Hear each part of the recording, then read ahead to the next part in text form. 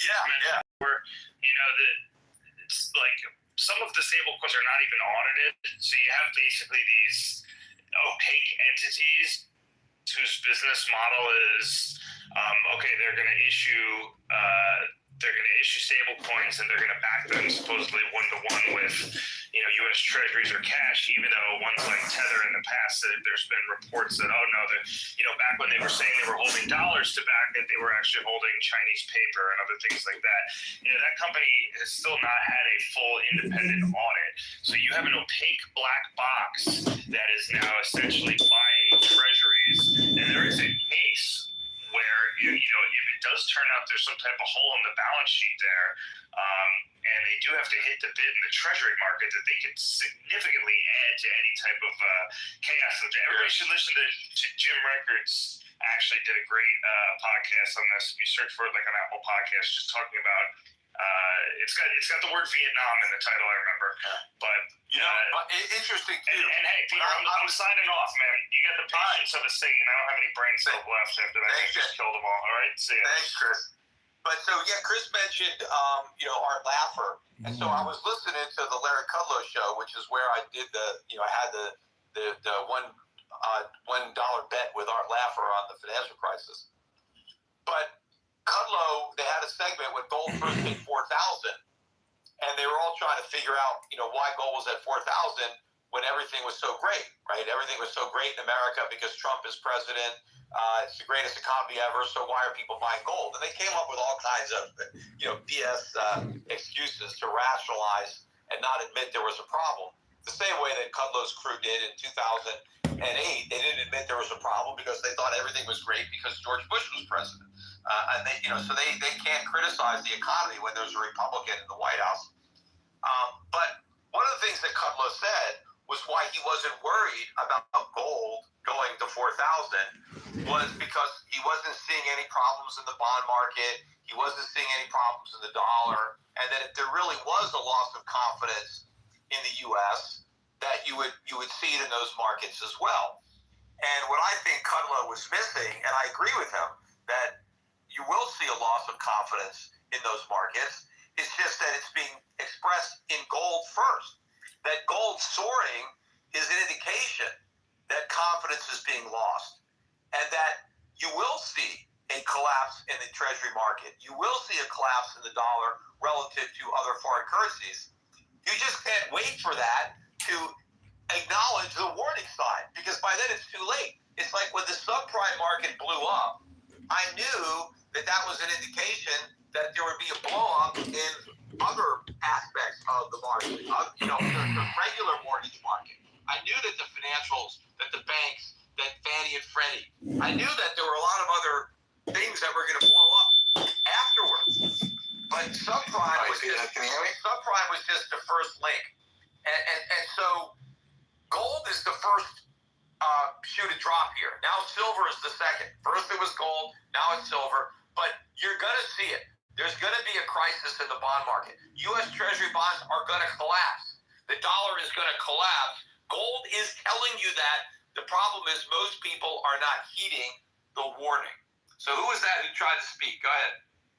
Oh, hi, Peter. Thanks for having me on.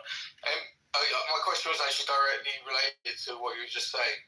In the situation where the dollar does collapse and fiat currency collapses, how likely is a hyperinflation situation, and what are you doing outside of preparing with silver and gold? Are you preparing in other ways that aren't monetary? Well, I mean, my main preparation is I own a lot of these inflation hedge assets. I not only just own a lot of physical gold and silver, and in proportion to my net worth, I don't have that much in physical gold and silver. I mean, compared to the average person, yeah, I got a bunch. And I got plenty as far as to use for barter. But most of my money that I control or have, is in assets, physical assets like gold and silver mining companies, like, industrial metal companies, energy companies, electrical companies, consumer companies that make consumer goods. I have pharmaceutical investments. I mean, just companies that make, tobacco and alcohol and just regular food and beverages all around the world. I have money in emerging markets. Then I've got some money in real estate. I own real things. What I don't have any money in, I have no money in U.S. bonds. I don't own any government bonds. I don't own any municipal bonds. I don't own any corporate bonds. Nothing. Right? I don't have any bonds. So as far as like a 60-40 portfolio, my 40% bonds is 0% bonds. Right? I don't have bonds. I think it's just a losing deal. But I also have very little in U.S. stocks. I have some U.S. stocks. I don't have no U.S. stocks, but I have some. But the vast majority of my stock portfolio is outside the U.S. As a hedge against the calamity that I see coming as the dollar falls apart, as the U.S. loses its reserve currency status. I understand what that means because our whole economy is riding on that. That's why I said Trump was playing with fire with what he was doing, right? He wasn't just biting the hand that feeds you. He was biting off the hand that feeds us. And just not really, appreciating where we are. And again, I did this debate, with this guy at Zero Hedge a couple of days ago, about the trade deficits and all that. And yeah, I mean, I know these deficits are a problem, but they're really the result of a problem that goes much deeper than the deficits themselves. It is what's causing them. I've been critical of the conditions that have led to these trade deficits for 20 years, right? I wrote about it extensively in my first book, Crash Proof, that I wrote in 2006, 2007, or 2006. I wrote it in 2005 and 6. It came out in 2007. But I was very critical of the policies that were producing these trade deficits. And what we need to do is address the root cause of the deficits. We can't just put tariffs on and think that's going to solve the problem. It's actually going to make the problem worse. That's what I was trying to explain. That tariffs are like putting a Band-Aid on skin cancer. Just because you can't see it doesn't mean it's not getting worse. We need to go to the cause of the cancer, and that's the government and the monetary and the fiscal policy and the regulatory policy that, by and large, are being left alone. We're not getting to that. We're just trying to throw tariffs on and blame our trading partners for our own problems that have resulted in these deficits that we rely on like a crutch. And Donald Trump is like, well, we don't need that crutch anymore. Fine, well, then we can't walk, right? We're going to topple over. And that's what's happening. And that's what I want people on this spaces to understand. Because, if you miss this, there's no resetting the clock here. If you're holding a bunch of dollars or cryptocurrency when the music stops, you're out of the game. So you got to understand what is happening and do something about it, right? The fact that you still have the opportunity to buy gold and silver, $4,100 is going to look cheap for gold. $52.30 is going to look cheap for silver. So just buy it now. Don't be mad that you didn't buy it when it was cheaper, right? Just be mad that you're going to be even more mad if you don't buy it now when you look back at it in the future. And you can get it on these stocks. So you can go to my company, Shift Gold, and buy some gold and silver at Shift Gold. And you can buy some of these mining stocks. I love my fund, my mutual fund, Euro Pacific Gold Fund, EPGIX is the no-load symbol. And the reason, if you're looking at the track record year to date, the reason that my fund hasn't done as well as like GDX or GDXJ is we've got about a third of the fund in really small exploration companies that haven't really moved very much. But I believe that those stocks are going to be the rock stars of the next leg of this bull in these mining stocks. And good luck buying those stocks. I mean, try to buy them now. There's not a lot of liquidity. It took us years to build up this portfolio.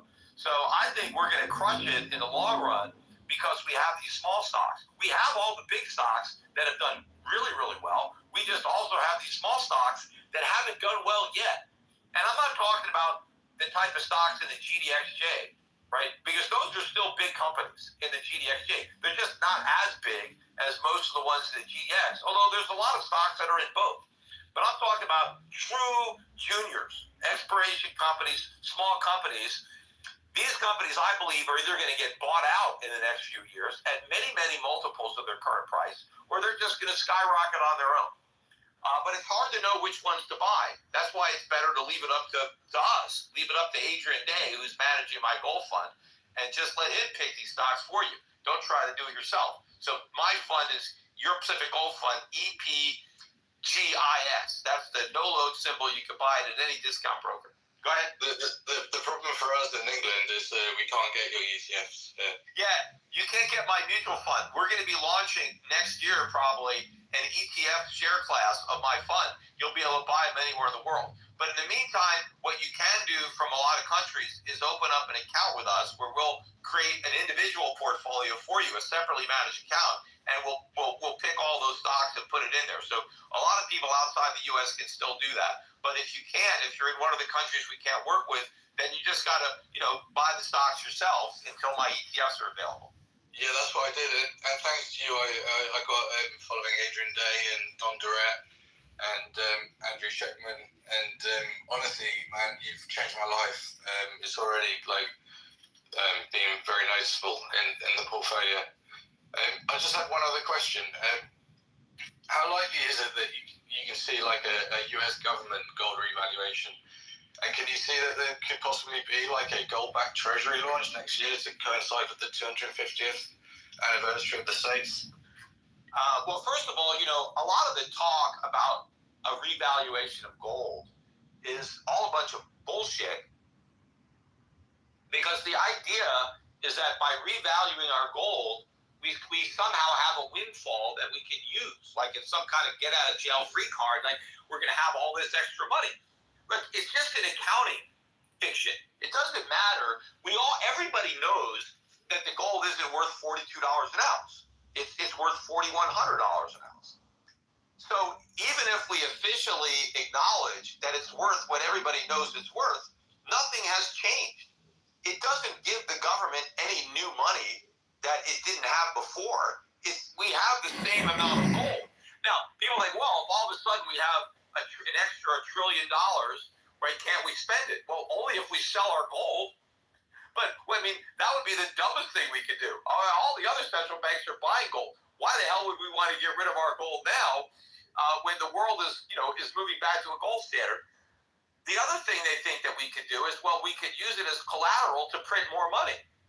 Well, what good is that? That just means more inflation.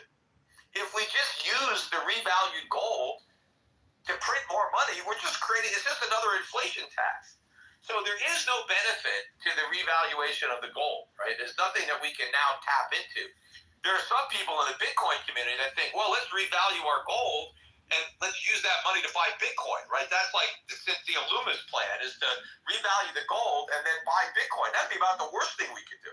If we're going to create a bunch of inflation, why create inflation to buy Bitcoin? Then we have nothing to show for it. I know why the people who own Bitcoin would want the U.S. government to do something that stupid, but because they could sell their Bitcoin and cash out and make a lot of money. But the rest of the country would be left holding the bag. I think that the U.S. does need to go back to a gold standard. But the politicians don't want to, because then they give up their power. The reason that we left the gold standard isn't because gold standard didn't work. It was because it worked so well.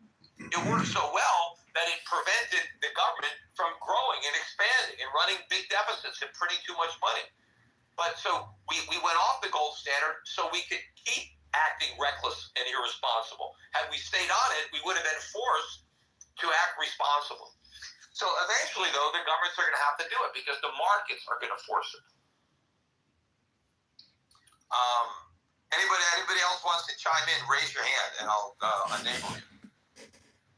There's another guy that's there that can speak. Sweet somebody, little baby picture. He's still got. But if anybody else wants to, if they raise their hand, otherwise I'll just start enabling people. There's Greg, and who else? If somebody raises their hand, then I'll know for sure. Oh, here's the guy raising his hand. All right, so I'm adding Camper. Pat, who's that? And there's another guy with his hand up. Rationale, I just put you up.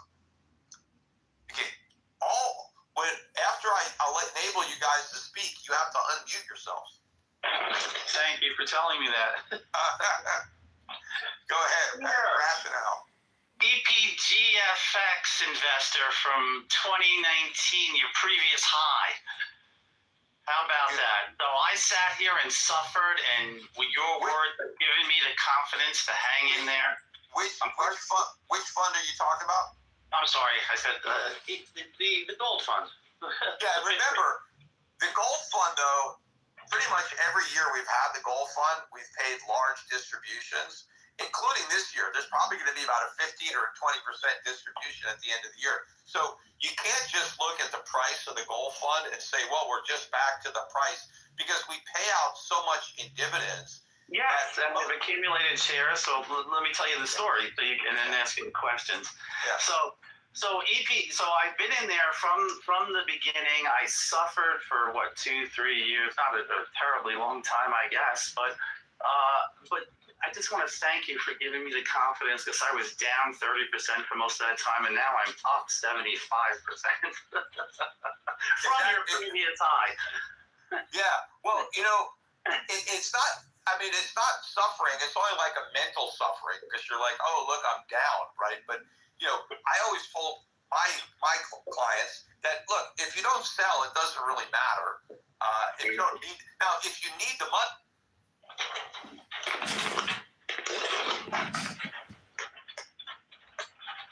Okay, we're listening to Peter Schiff. This is 4100 Anonymous.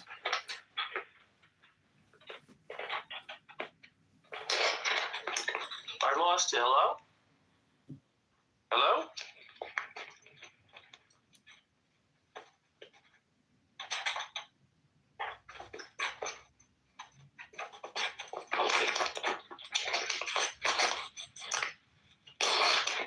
Myself in gold stocks today than I would have had they just gone way up 5 years ago. Because I added to my positions quite a bit on the last big significant pullbacks. The most recent one I really added was at the end of last year on the big sell-off after Trump won. I was like, whoa, this is an opportunity I never expected to get. There was a big sell-off in some of these stocks, and I took advantage of that, and so did some of my clients. Unfortunately, I had other clients who got scared and sold. I can't, be responsible for that, because I did whatever I could to discourage people from doing that. But so can I ask you a question now going forward? So my moniker is Rational Man, which means I use reason and evidence, which is why I listen to you, because everything you say is proven true eventually. But when you think of a gold miner, a gold mining company, it seems like a terminal business. I mean, eventually they find all the gold they can, and they're kind of done. And if you're going to keep these things like forever, like a Warren Buffett idea, you do have to sell them at one point. Is that correct, or am I off base with that? Well, you're not completely off base. So what happens is, gold companies, right? They earn a bunch of money, and they pay out some dividends, but they don't pay out 100% of their earnings in dividends. And then what they do with the money that they don't pay out is they invest in exploration and development so that they can replace the reserves that they mine. So if you're in the business of mining gold, you're going to try to find more deposits that you can mine. That's your business, right? You're going out there and trying to increase your reserves. So now, a lot of companies end up doing that by buying out other companies. So let's say I'm a gold company and I've got plenty of cash because I'm producing gold and I'm making a ton of money right now because I'm pulling gold out of the ground at $1,500 and I'm selling it for $4,100. I take that money and I go and I buy a small company that doesn't have a lot of cash, but they have a big deposit that they've discovered, that they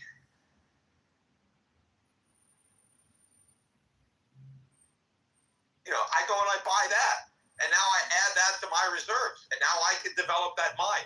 So these are businesses, right? I think it's a good business to be in because I think the world is going to need a lot of gold because they're not going to need dollars anymore. Gold is going to be the reserve, but gold is also needed in industry. It's needed, in jewelry. The world still needs gold, and there's not going to be a lot of gold. So if you're in the business business of exploring for and mining gold.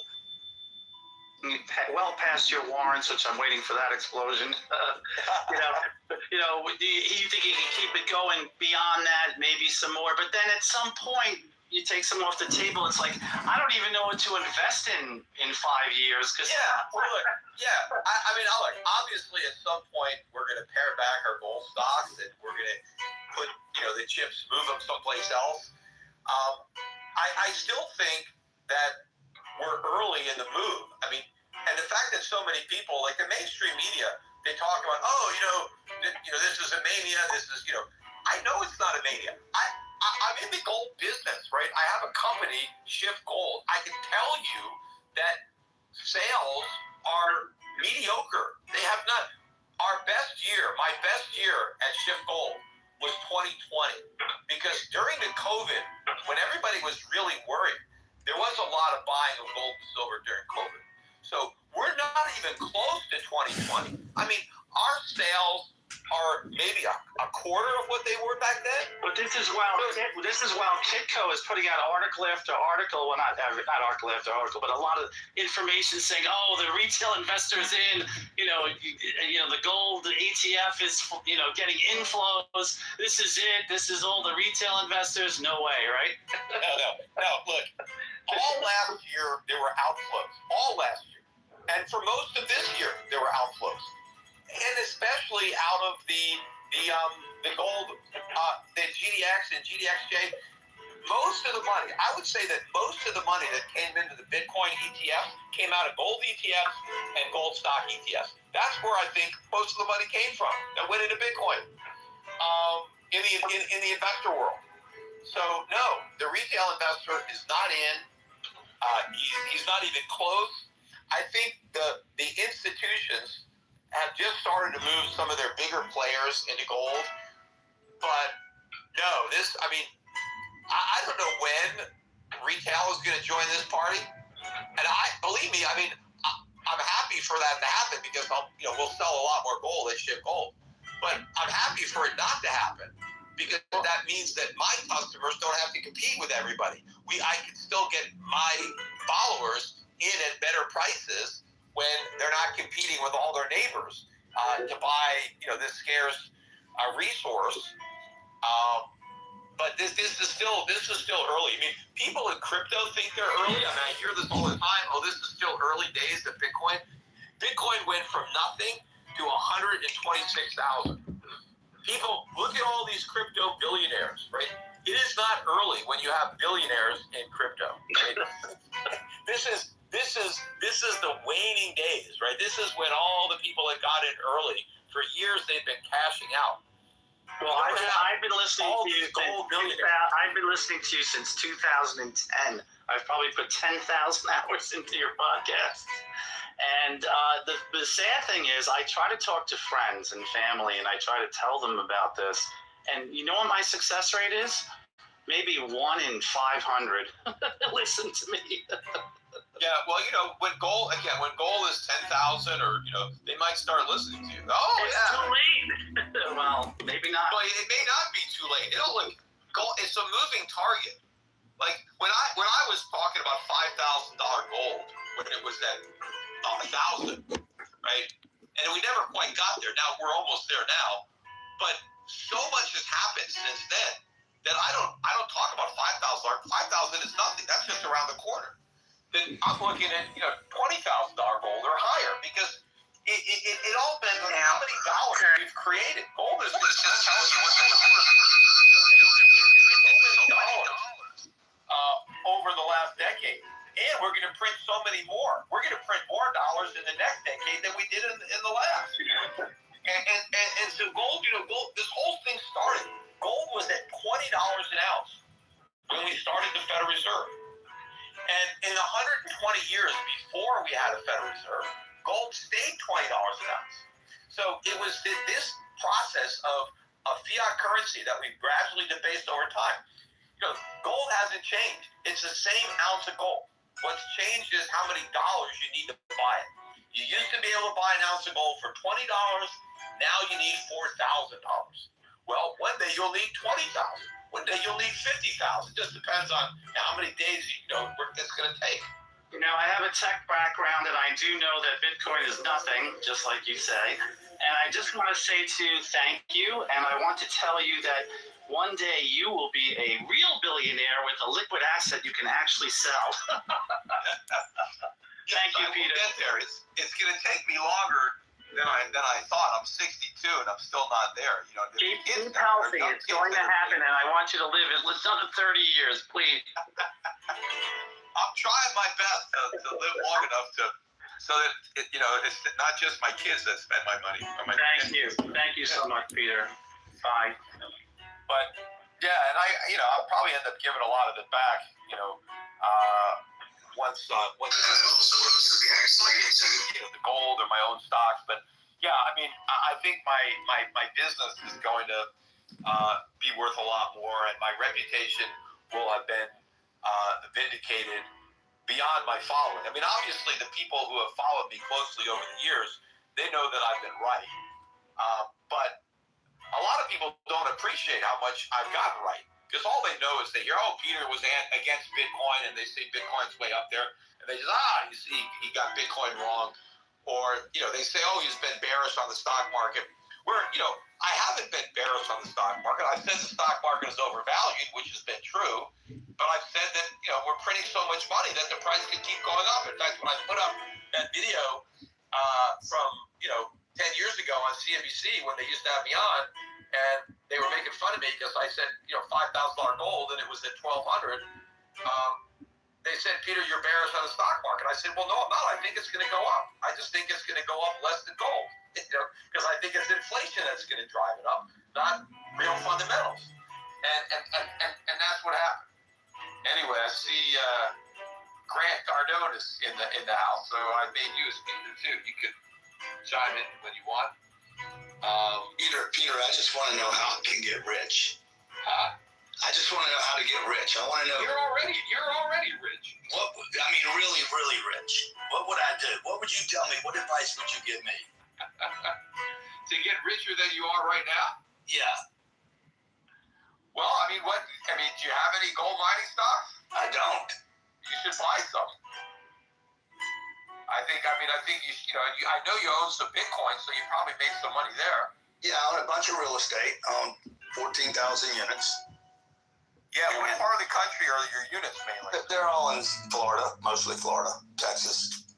Yeah. So those are probably better states, maybe landlord-friendly states that can own property. I think the main problem, I think the main problem that real estate's going to have is not only that credit's going to get really tight and rates are going to go up, but I think that a lot of landlords are going to struggle to collect their rent. That's going to be part of the problem, because I think that the cost of living is going to go up a lot,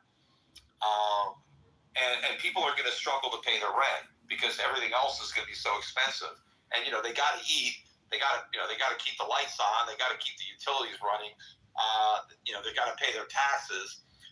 So people might be behind in their rent, and I also think a lot of people may start renting out rooms, so they're taking in boarders, and kids will move in with their parents will move in with their kids, so households could be destroyed. So that could be a headwind for the U.S. real estate market. But I still think if you have a lot of debt on your property that you can manage, the debt gets inflated away. Inflation is good for debt, right? Because it wipes out the debt. So that kind of leverage could help you. But I would just, instead of pairing Bitcoin, real estate with Bitcoin, I think you should have gold as a hedge to your real estate and these gold mining stocks. I think that would be a much better way to go.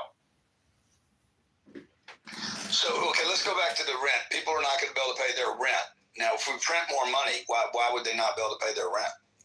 Well, if they get that money, yeah, right.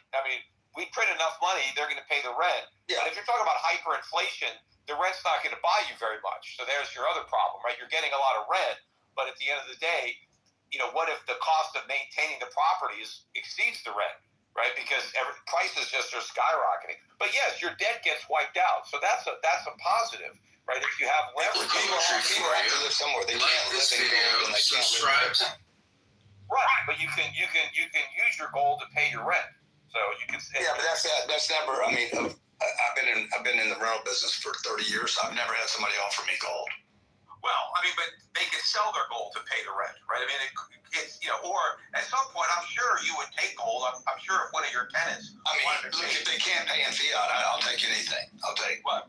Rental business for 30 years. I've never. You might find that landlords not only want to get paid in gold, they may actually denominate their leases in gold. They may rent out the property. So look, I'll rent you this property, but here's how much I want you to pay me every month in gold. Yeah, Peter, there's nobody taking gold for rent. No, okay, well, if we get into a hyperinflation scenario, let's say we get into a scenario where prices are doubling every month, right? Are you going to rent out an apartment for, let's say, $2,000 a month? When the $2,000 at the end of the lease, could be worth a tenth of what it was when the lease began? So, you follow me? Yeah, no, I hear you. But yeah, so once we really get into a higher inflation environment, then people have to come up with ways. What do you call hyperinflation? What's hyperinflation? Well, there's no specific definition of like how much, right? Because even 50% a month, I don't know if that's hyperinflation. That's damn high, right? Prices double every 2 months. That would definitely be hyperinflation. Yeah, I mean, what about 10% a month? Where prices 10% a month would be hyperinflation. Yeah, I don't know that's not really hyperinflation. That's 120% a year. That's never happened in my lifetime. Well, not in America. It's happened in your lifetime in other countries. Yeah, it right. hasn't happened in America. But it could happen in America. Maybe it will happen in America.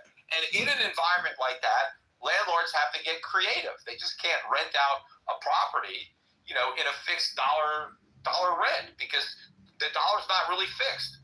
And your expenses aren't. I mean, if you own a piece of property, your maintenance costs aren't fixed. Yeah. Right? And so but my top line would be growing faster than my expenses.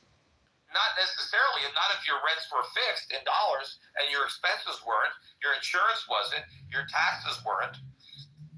What might be fixed is your debt. If you can lock in long-term financing and you can fix the cost of your debt, that's what you want to do. Just that a lot of commercial loans are not like residential. You get a 30-year mortgage. A lot of the commercial loans, maybe are 5 years, and then you have to refinance it. And who knows, what type of financing will be available when a lot of these commercial loans come due. Yeah, but I mean, if you're saying that, like, okay, nobody's buying homes now, nobody's buying cars. Well, I don't know if no one's buying them now, but yeah, I mean, no. But if interest rates are skyrocketing, oh yeah, eventually. there's no residential activity now. There's no volume at all. Right. In the secondary housing. Yes, that's because prices are still too high. Real estate prices. Well, no, rates are too high because no. The moment the new home builders subsidize, there's no residential activity now. There's no volume at all. Right. Yes, of course, but the rates are actually too low. Rates need to be higher in the U.S. Well, our rates are too low. So the real problem is that real estate prices are too high. I love these conversations with you, by the way, man. They're always good to have with you. But that's the solution, is lower real estate prices. Now, people who own real estate don't like that solution because it takes away the value of their assets.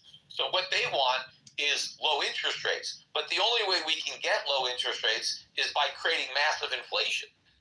But then that just wipes out, the lenders, and they don't want to lend even more than they did before.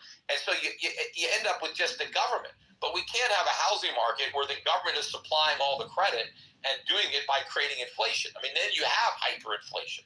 That's going to be a problem. But these problems are so painful that nobody wants to allow them. So the problems just get bigger and bigger, which means the solutions become more and more painful, which is why we end up with hyperinflation, which is more painful than any of the solutions. Also, everyone overlooks that real estate was the best investment from 1945 to perhaps 2000, but since 2000, it's been a dog. Well, I mean, what's made real estate a good investment was the debt, was the mortgages that you were able to take out. The bulk interest rates. That's what made it a good investment. Yeah. But a lot of real estate people forget. A lot of people buy something called a teardown, and a teardown is a house that used to have a lot of value, but now is worthless. So it's not like houses don't go up in value; they depreciate because you use them. They wear out. A lot of real estate people forget. You have to spend a lot of money. I own this house in Connecticut. I spend so much money on that house every year. I mean, it's a massive money pit to maintain that house. Just the grounds, the gardening. I just had to redo the pool just to fix it. It's costing me more to fix the pool than it cost me to install loss it. in my life has been my house, purchased in 2002. The only real estate I've made money on is here in Puerto Rico, and that's because it's insane here. I don't know if Grant knows about what happened here, but maybe the real estate in my community has gone up like 7-8 fold since I bought. So that's kind of a crazy, situation having to do with supply and demand. But it just shows you that if you own the right real estate, it can go way up. But I haven't sold my real estate, so who the hell knows? I'm just living in it. I just know that I could sell it for a lot more than I paid. Use. And also concentrated wealth in places like New York City, and then all of a sudden the politics change, which looks very probable. Ironically, too, a lot of the reason that the real estate is so expensive in my community is because a lot of crypto people live here and they bid it up with their crypto profits. Probably a good move for them. Well, at least they own real estate now. They own something real with the crypto they sold. Oh yeah. It was a great trade. That's why they didn't give a damn. They were coming over here and paying $40 million for a house that the guy who they bought it from, paid $5 million. But what did they care? It was funny money, right? They made it for nothing. I sent you an email about a solution to all economic problems in about 2 seconds. That'll never happen, but maybe somebody read it, maybe they didn't, but it's too long to talk about here. See if you can find it. It's called the 2% solution.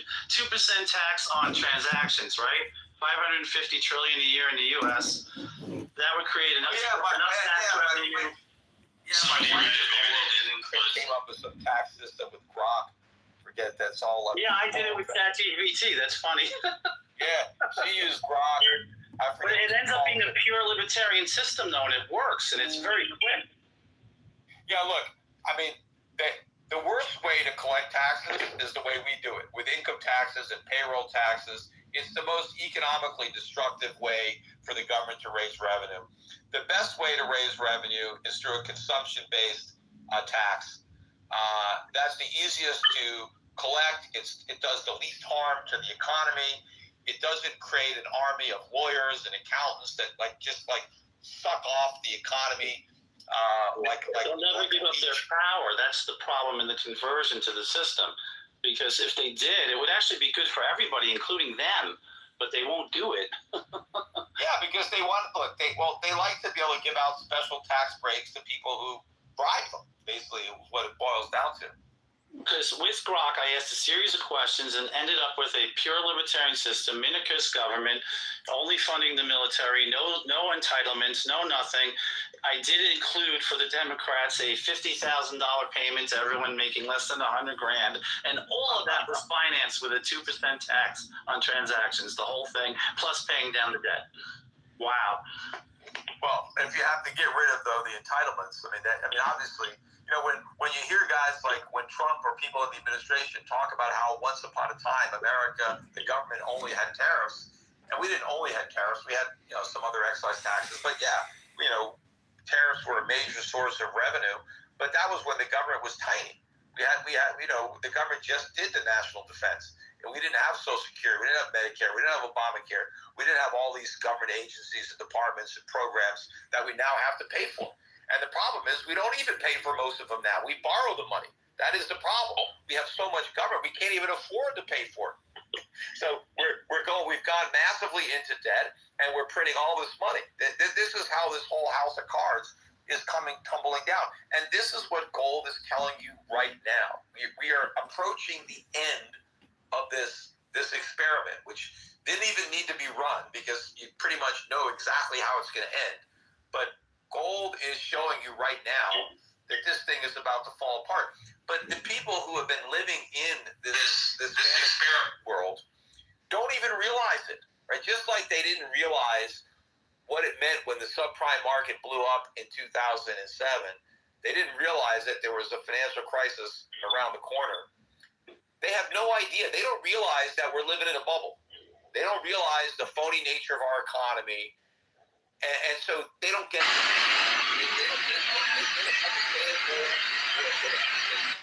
To them, it's a bunch of noise, right? Who cares what the price is? In fact, when I went on CNBC in 2004, I remember with Mark Haynes, who's not around anymore, and I posted this a few times on the internet. But I said, Mark, last time I was in your studio, gold was 400. Now it's like 450. It's gone up $50. And Mark Haynes was like, who cares? Why should I care about the price of gold? What difference does it make? I care about the price of coffee, care about the price of, a corn or the price of milk. I don't give a damn about the price of gold. And he's the anchor on a financial station and doesn't even care about the price of gold, which is one of the most important prices in economics. The gold price means a lot. This is Peter Schiff talking about gold. Gold has reached a new high today on October 13, 2025, 4,100 an ounce. And it's going to create a very dangerous environment for a lot of people for a long time. And maybe moving to Puerto Rico is not just smart in a tax sense, but a security sense. Because you may not be exposed to some of the dangers of starving masses and things like that. That's frightening. Yeah, overall, I've done pretty well with the Puerto Rico move. The main problem was moving my bank here. That was a disaster. I lost not only tens of millions, it may be hundreds of millions. Yeah, and your case seems so obvious. Is somebody to jump on that, really? No, I know. I mean, it's all because all the criminals, some of the criminals are still working at the government. The government's closed. They sent home half the IRS. Obviously, we don't need them. As I said, the only problem with the government shutdown is they don't shut down enough, and then they always reopen it. Anyway, well, thanks a lot for the call. Thank you. Anybody else wants to say something, raise your hand. We've got a lot of people who have requested to talk, but it's better if you raise your hand. That way I know that you'll know that you immediately want to speak, and I will enable you. Okay, there's a couple of speakers. You guys are up. I put two hand raisers. Yeah, is that Ration? Is that Camper? Campfire. See, it cuts off. You can never read the whole name. It just cuts it off. I see that. I'm sorry to hear that. Okay, this is Peter Schiff. It's October 13, 2025. Gold has reached 4,100 an ounce. Silver is past $52 an ounce. It's like 2x your videos. So here's what I did. You tell me if I'm a genius, if I'm an idiot, or somewhere in between. I've been stacking silver for about 15 years, give or take, and I thought, you know what? This is stupid. I don't have any extra money because I just kind of keep continually buying metals, one or the other, and I have a family of 5 or 7 of us in my family, 5 kids. And so I said, you know what, I'm going to do it. So about 3 months ago, I sold off about 1,000 ounces of silver at an average price of about $37, $38 an ounce, right when silver was about at 40. And I invested all of it into mining stocks.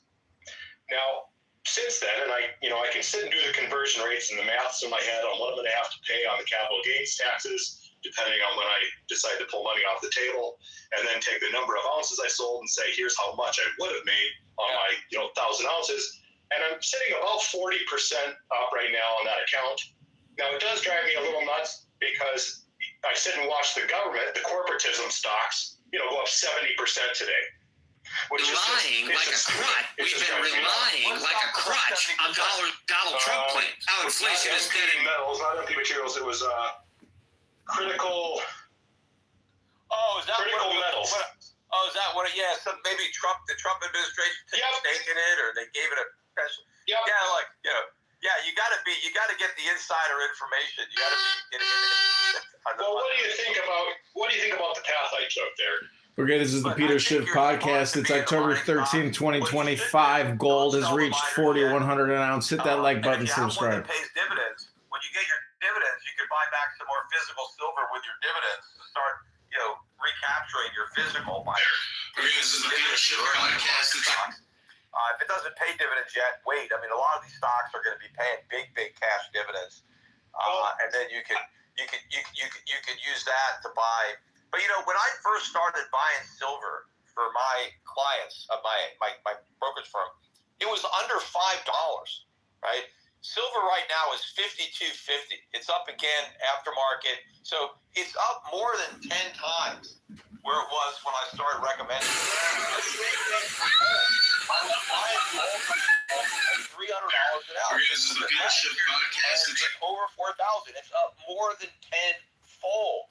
And I took so much shit in the financial media for recommending gold and silver. Like, it was like sacrilegious. Like, I was like blasphemy. Like, how dare you tell people to waste their money on these rocks? It's like, But the most ridiculous thing is the same people that gave me shit on television for recommending gold and silver allow people to come on and recommend Bitcoin, and they don't say anything negative. They just, oh yeah, great, yeah, and they come out there and say, yeah, Bitcoin's going to 1 million, Bitcoin's going to 5 million, and they just, there's no pushback, no criticism. But when I was talking about gold and saying gold can go to 5,000, oh, that's crazy talk. That's not going to happen. You're just saying that because you're trying to scare people. It's October 13, 2025. This is the Peter Schiff podcast. Gold has broke 4,100 an ounce. I don't really plan on moving too much money around within. I mean, I don't want to pay the capital This is gains Canada tax John. Hit the like for button. a year long. That's why I moved to Puerto Rico. My capital gains tax is zero. So Yeah, that's great. That's wonderful. you can move here. There's nothing stopping you. Except my 5 kids. That's a whole other story. But The kids like it better. My kids have that's true. a life that I wish I had when I was their age.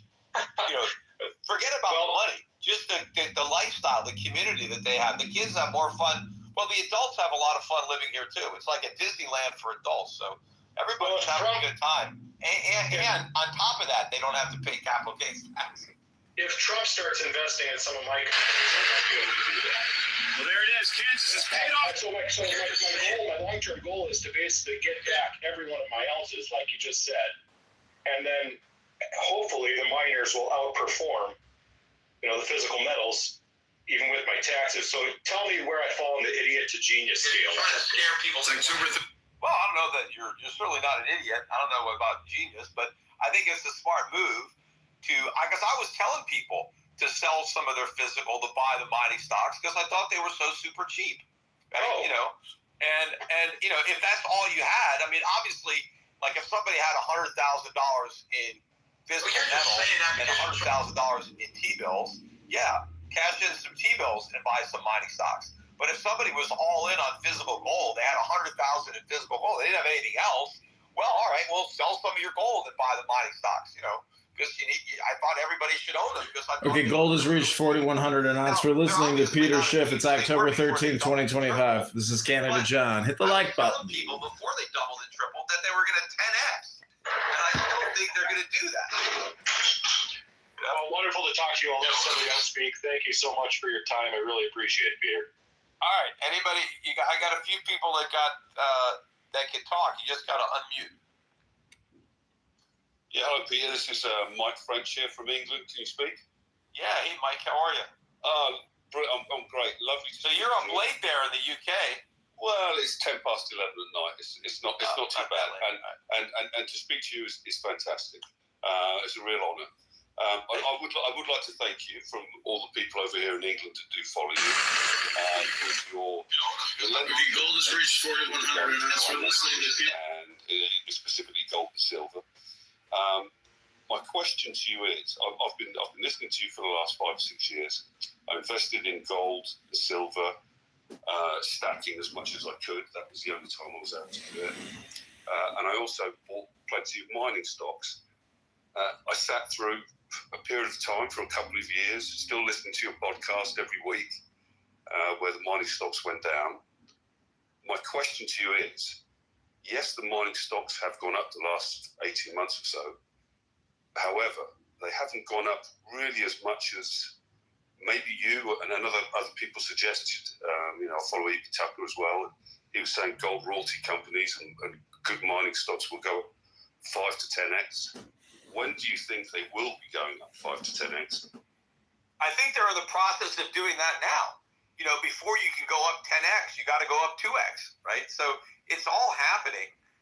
But I have some stocks that were up really big today. Look, some of my biggest winners, Metalla, we have that on our fund. It was up over 10% today. That's royalty. That's in not only gold, but in copper. My silver stocks, I think, let me see. I own Endeavor Silver. That was up 11% today. That was a big mover. Pan American is one of my biggest holdings. That was up 6% today. Candidate Congressman John, we're listening to Peter Schiff. Gold has reached 4,100 an ounce. It's October 13, 2025. We're listening to Peter Schiff. Hit the like button. But a lot of these big companies, some of the big royalty companies have been lagging recently, like Franco-Nevada. Candidate Congressman. Not weak. It just hasn't been going up that much. It was up 3.5%. Or Cisco was up, just under 3%.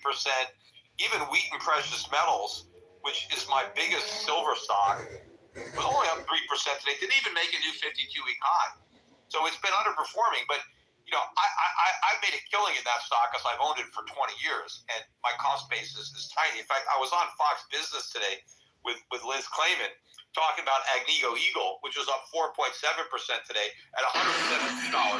I have stock in my own account at $110. I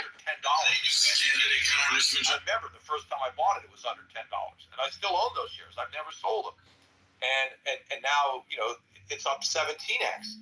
But I still think I think it's going a lot higher from here. I wouldn't even consider selling it, even though I have zero capital gains tax. I could sell it pretty much and pay no taxes.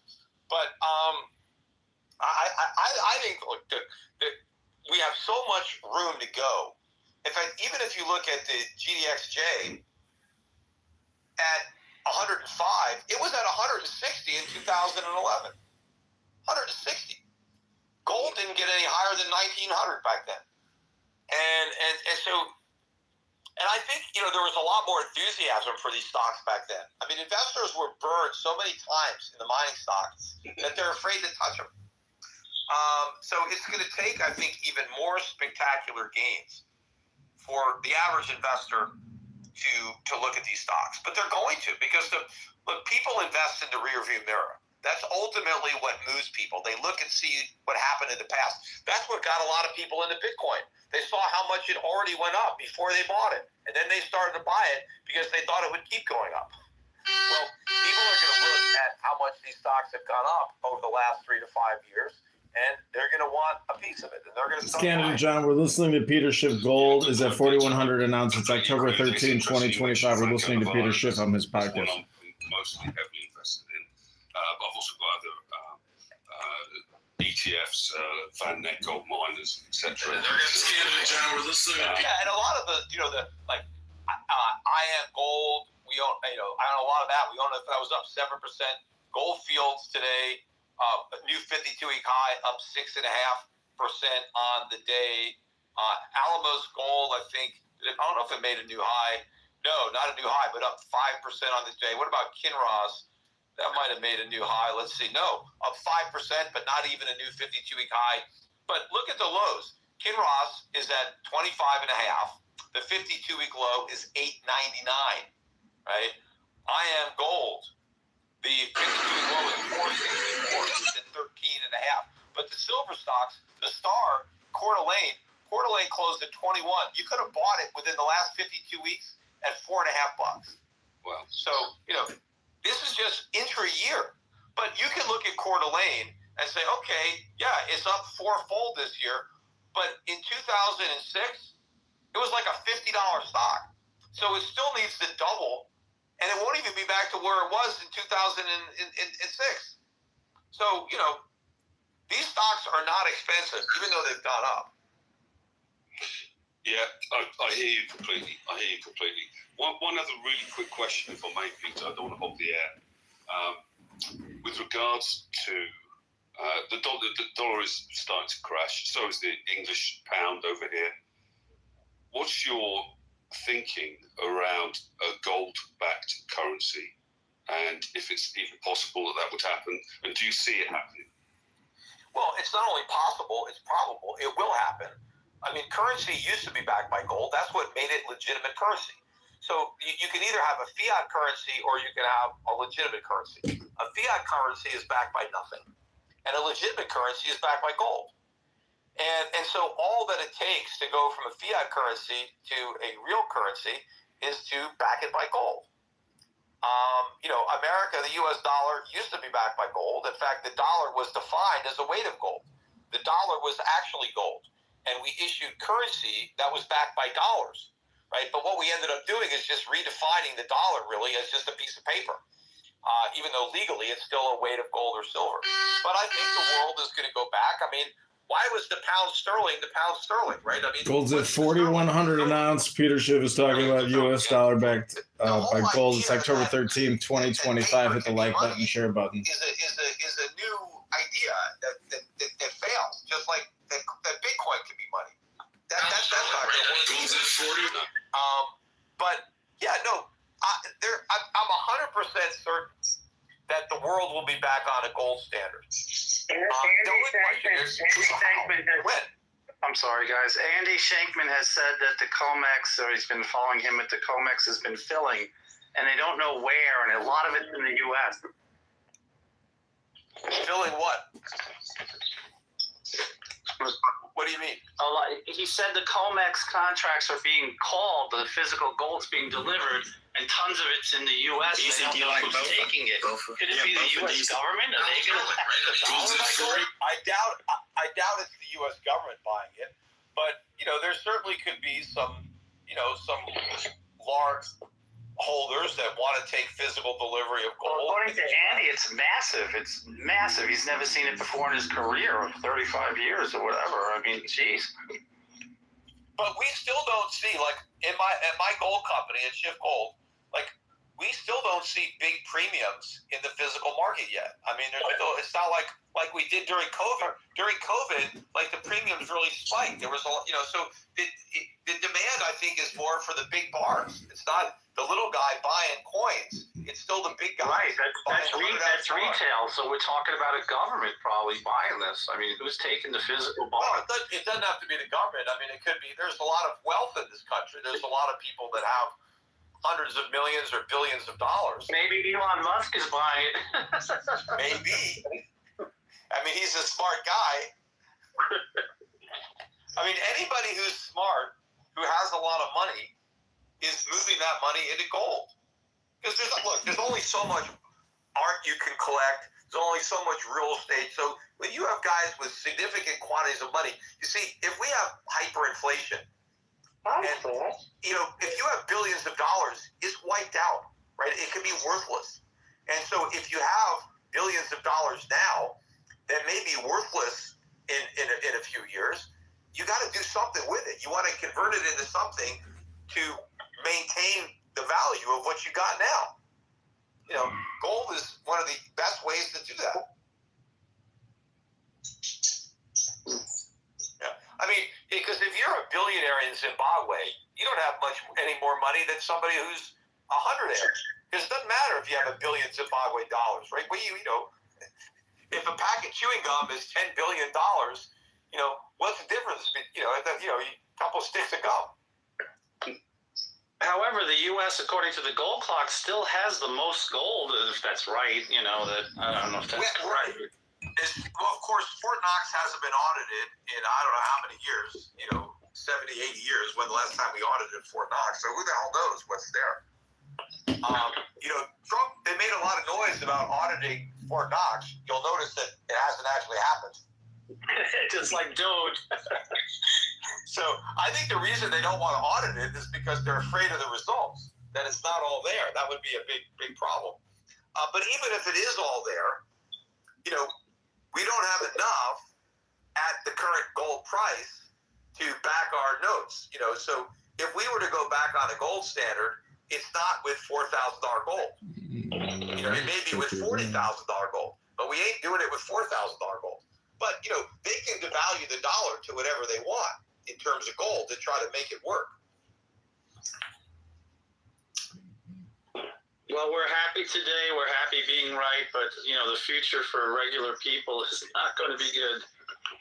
Well, it's not necessarily going to be good for people who own gold either. I mean, the thing is, I mean, if there's rioting in the streets, I mean, I don't, you know, if the dollar crashes or when the dollar crashes, you know, there could be price controls, there could be rationing and black markets and, you know, martial law. I mean, a lot of bad shit's going to happen, you know, when the rug gets pulled out from under us in the United States. So, you know, it's not an outcome that I've wanted to happen. It's, you know, everything that I say publicly, everything that I advocate, right, to prevent this from happening, right, is what I want to happen. But I'm obviously investing not for what I want to happen, but for what I expect to happen. And is there a satisfaction that comes with being right? Yes, of course, right? I'd rather be right than wrong. But, and I know I'm not wrong. So it's not like, you know, and the thing is that the longer that we postpone the crash that I know is coming, the worse it's going to be. That's why it's better to get it over with. But of course, it's going to be so bad that living through it is not necessarily, you know, it's going to be difficult. I mean, it may even be difficult for me. I mean, you know. Can you see a condition where gold becomes so expensive it's hard to buy and or sell? Liquidity. Well, no, it's just that the dollar becomes so cheap. So it just becomes very expensive for Americans to buy. Doesn't mean it's that expensive for everybody else. I mean, but, and I think gold is going to go up in terms of all fiat currencies, but I think it's going to go up a lot more in the dollar than it's going to go up, you know, in other fiat currencies. I guess you could always get a job at Goldman Sachs because they're robbing your playbook now. Well, look, look, there's some smart guys that work over there, so, you know. Took a while. Yeah, well, you know, you never know what Goldman Sachs guys are doing with their own money. Because what they tell customers to do with their money may be completely opposite. I mean, I tell my customers to do exactly what I'm doing, right? I eat all my own cooking.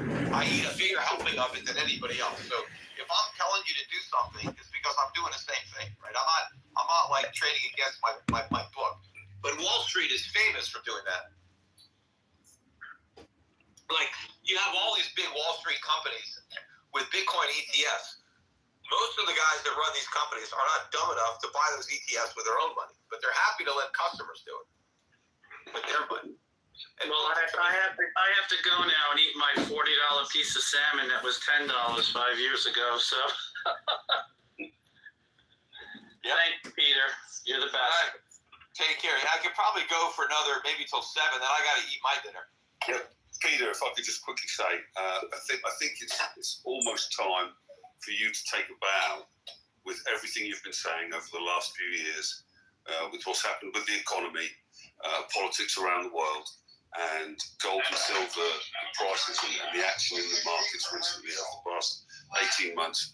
You can soon take your bow and say that you weren't initially right, but you were right in the end. Yeah, I mean, I like to resist the temptation to, you know, say I told you so just yet and claim victory, because there's still things that I think are going to happen that haven't happened yet. So I'm not like going to do a complete victory dance, and I don't want to celebrate, you know, because I recognize that for a lot of people what's going to happen is going to be very painful, including like even the people who are going to get wiped out in Bitcoin. I mean, you know, I have a lot of friends, a lot of good friends that have a lot of money in Bitcoin, despite the fact that they're friendly with me. They haven't sold their Bitcoin, and you know, I can't really press them. I mean, it's their money; they do what they want with it.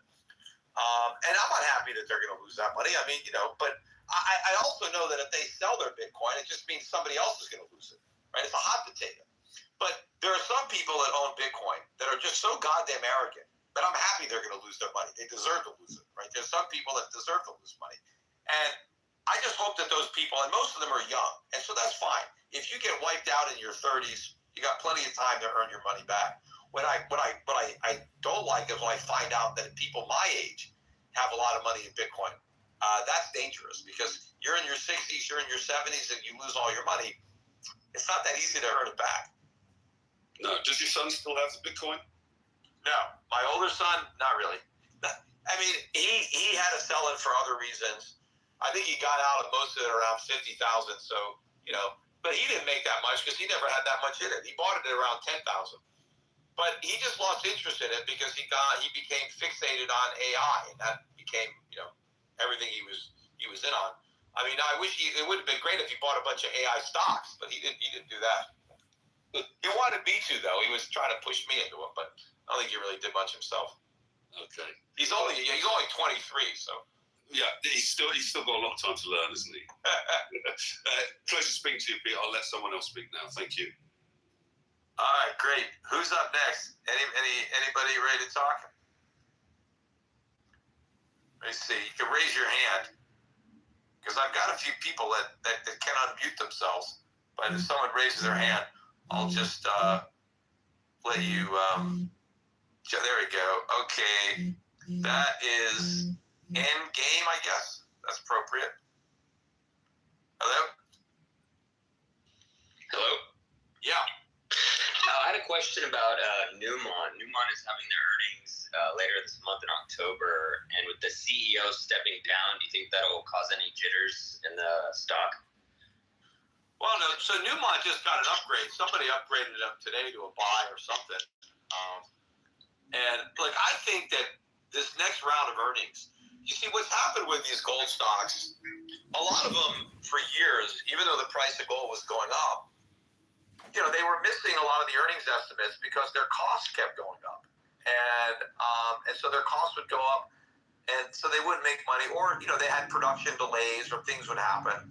But I never was bothered when a gold company came out. Like when I bought my first shares of Agnico Eagle, when the stock dropped below $10, the event was a rock slide, and the rock slide meant that they weren't going to make their earnings because they couldn't operate the mine until they cleared all the rocks. And so people were all upset that they were going to miss earnings for a couple of quarters. And in my mind, I was like, who gives a shit? Because as far as I'm concerned, the later they mine the gold, the better. Because I just thought it was going to be more expensive in the future than it was now. And if they had to delay their mining, it would be a good thing. So I just said, sure, let me buy it. But so I think there's been a lot of bad news coming out of a lot of the mining stocks. But I think the last several earnings reports have been good. Maybe they weren't as good as some people had hoped for, but they've been coming out with great earnings. But I think the earnings reports we're going to get for Q3, which are coming out, are going to be phenomenal.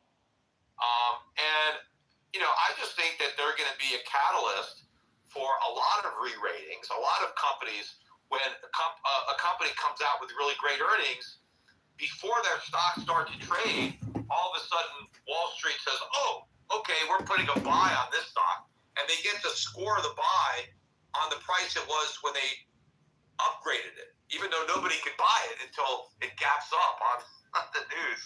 But I think Wall Street's going to start, upgrading these stocks. The earnings are going to be great.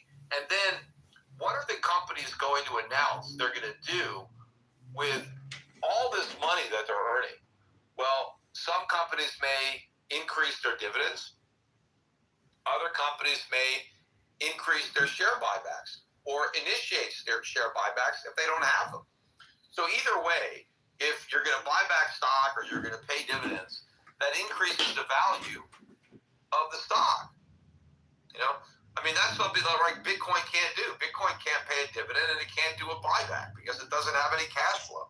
But these gold mining companies generate a lot of money. Like you look at Newmont. So Newmont is trading at 16 times earnings. But once they announce their new earnings, it may be at 12 times earnings or 10 times earnings. Because what they're probably actually earning is a lot more than what the street has forecast. And then a lot of it is their guidance. Like, okay, what did you earn this quarter? And let's say they earned a ton of money this quarter, and the average price that they got for their gold was $3,600. But when they announced their earnings, gold is $4,200. So as much as they earned in the third quarter, they're going to earn even more in the fourth quarter because the gold is a lot more expensive. Right? So this is a huge dynamic, and no other business has this kind of pricing power. I mean, you can't just increase your price the way a gold company can and not lose any sales, right? If you're selling a product and you jack up your price by 50%, some of your customers are not going to buy anymore. But if you're a gold company and you raise your price by 50%, you're not going to lose any customers. You're not going to lose any business. Your customers are going to keep on buying. They're just going to pay 50% more. In fact, gold is one of the rare things where the higher the price goes, the more people want to buy it. It's not like a normal commodity where if the price goes up, I want to buy less. No, I want to buy more. Yeah, I know. I mean, I've made a lot of money off Newmont this year. I'm a big shareholder. I've been selling puts and buying calls and stuff like that. So I was just, curious about your thoughts on the CEO stepping down. You don't think that's a cause for concern at all? Yeah, I mean, there's been people worried. Why is he going? What does he know? And people have personal decisions, in their lives, and they move on with their careers. They retire, So it's like I would not think, he knows about some hidden time bomb and he wants to get out of Dodge. People always can find reasons to be nervous. Newmont's the biggest gold mining company in the world. I think they're in great shape. I think they're going to be going on a buying spree. So yeah, you might make more money if you know the companies they're going to buy, but they're going to really expand their production base because they're going to have the cash flow right now to make some great acquisitions. The tobacco companies pulled out this year and they've gone up. Do you still like these tobacco companies at these prices? Yeah, I do. I mean, I like tobacco stocks. Not that I think people should smoke. I don't. But I know they're going to smoke. And as long as they're going to smoke, I might as well cash in on it. I mean, I think they're good businesses. And I think that people are going to smoke more when times get bad. They're not going to smoke less. And I think the cigarette companies have pricing power.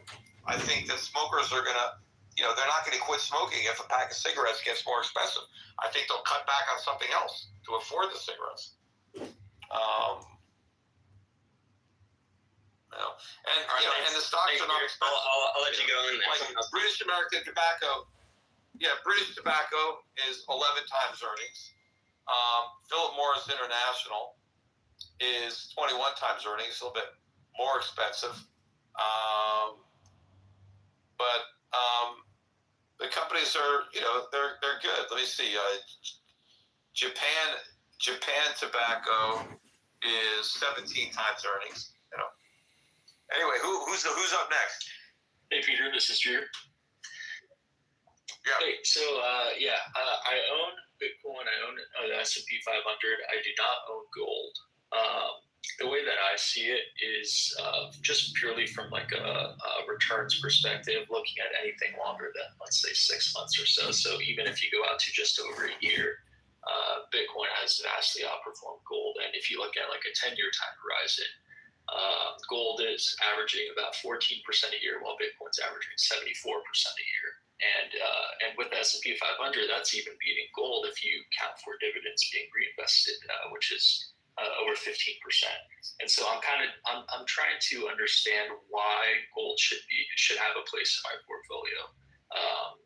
Well, first of all, if you just have stocks in Bitcoin, your stock for now, Bitcoin and stocks move in the same direction.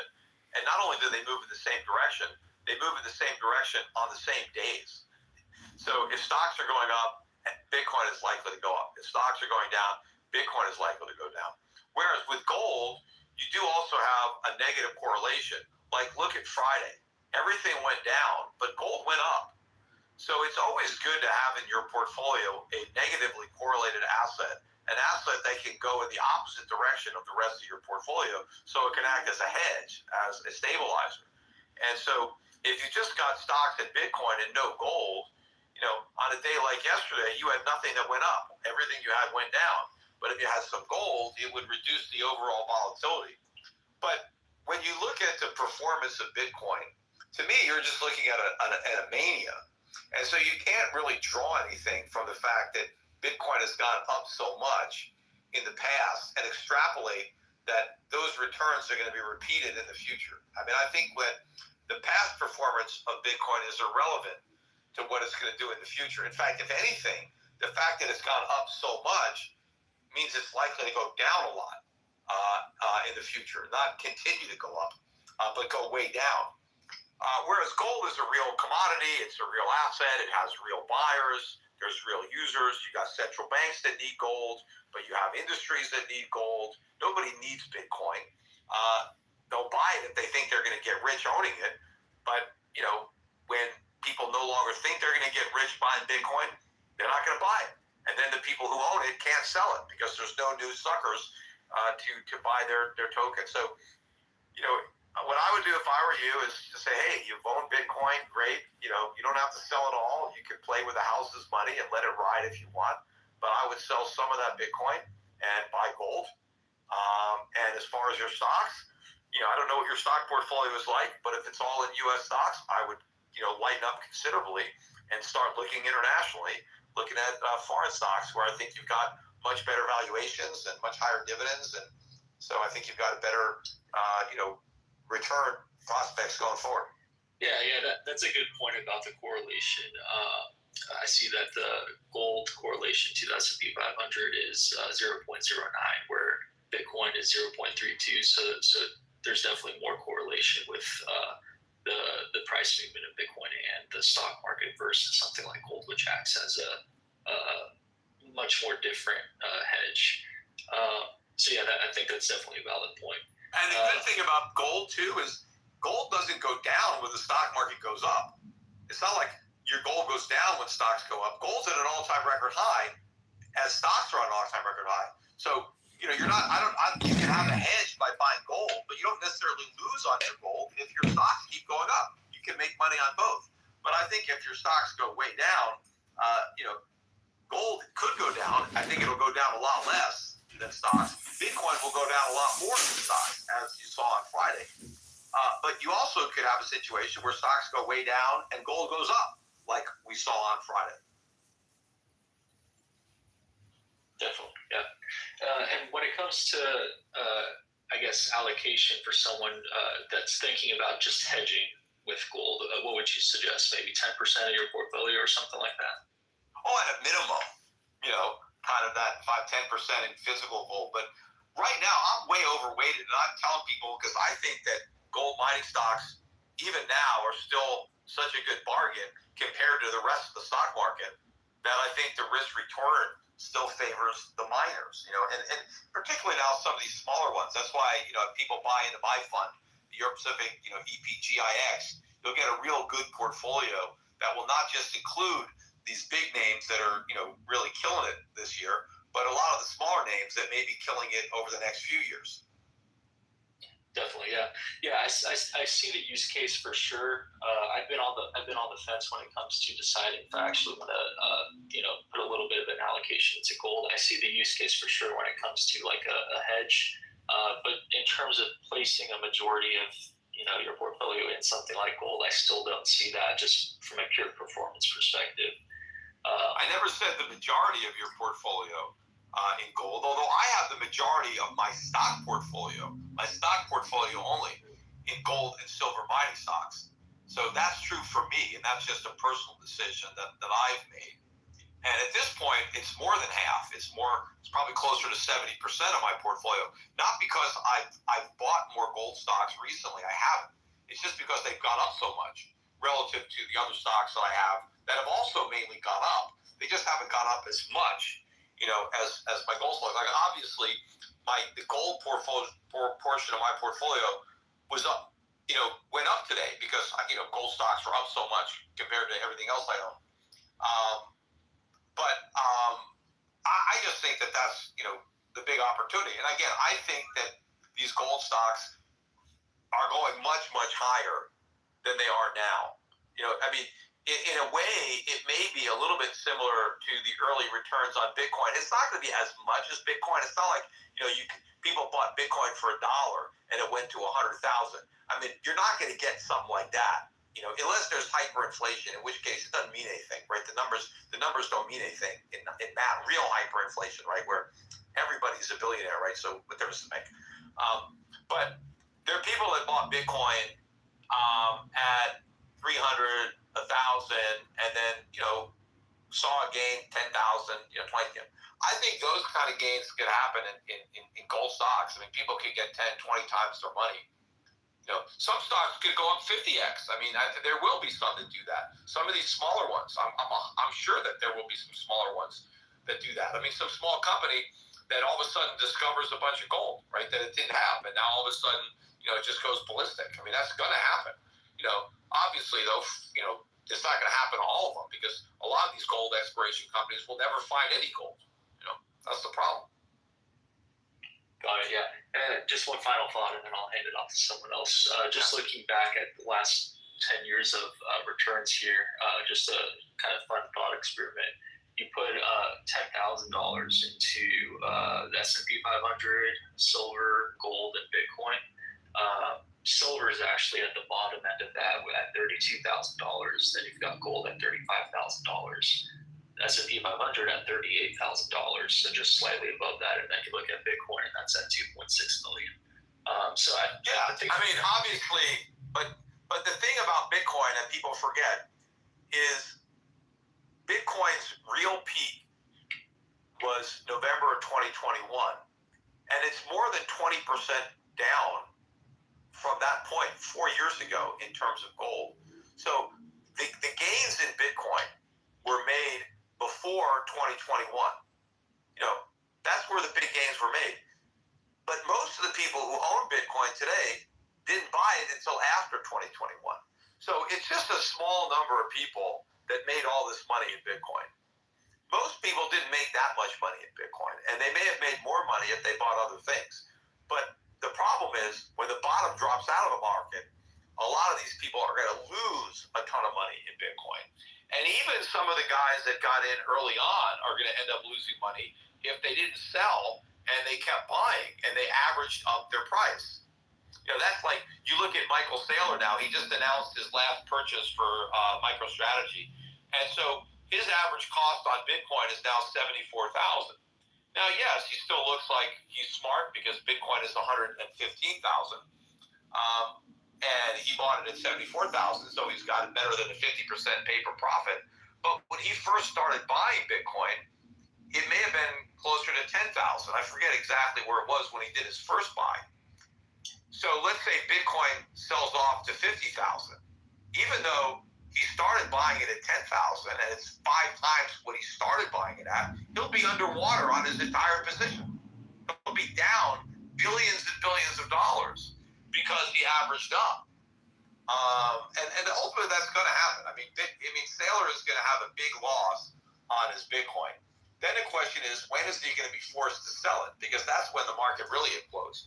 But of course, when the market senses that he's going to have to sell, it'll implode just anticipating it.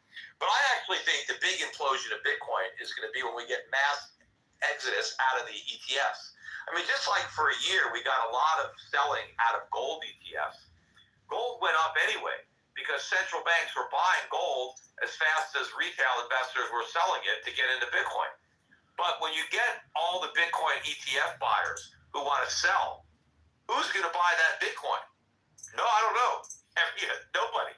So there is a huge crash coming in Bitcoin. No, I mean, what we saw on Friday is just a taste of what's coming. Because in fact, the ultimate collapse is going to be bigger than that. Yeah, and it ain't coming back. What we saw on Friday, it was just a result of too much leverage in the ecosystem. I personally have not used any leverage, so I'm sitting fine here. And Bitcoin's price is slowly catching up, or actually quickly catching up, I should say, back to where it's been, around 120K. But yeah, that was just a massive, deleveraging type outflow that happened.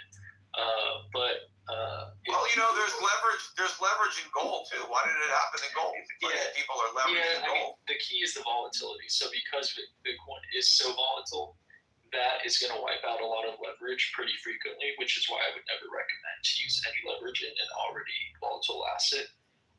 Well, there's a lot more leverage in the system than you may know, and it wasn't all flushed out. Because one of the things the crypto community has been doing is they're trying to promote crypto as security for loans. I mean, that's this whole big move is they want Bitcoin to sit in other cryptos as a financial layer that enables loans. And that's MicroStrategy. That's Michael Saylor says, don't sell your Bitcoin, just borrow against it. Take out loans against your Bitcoin.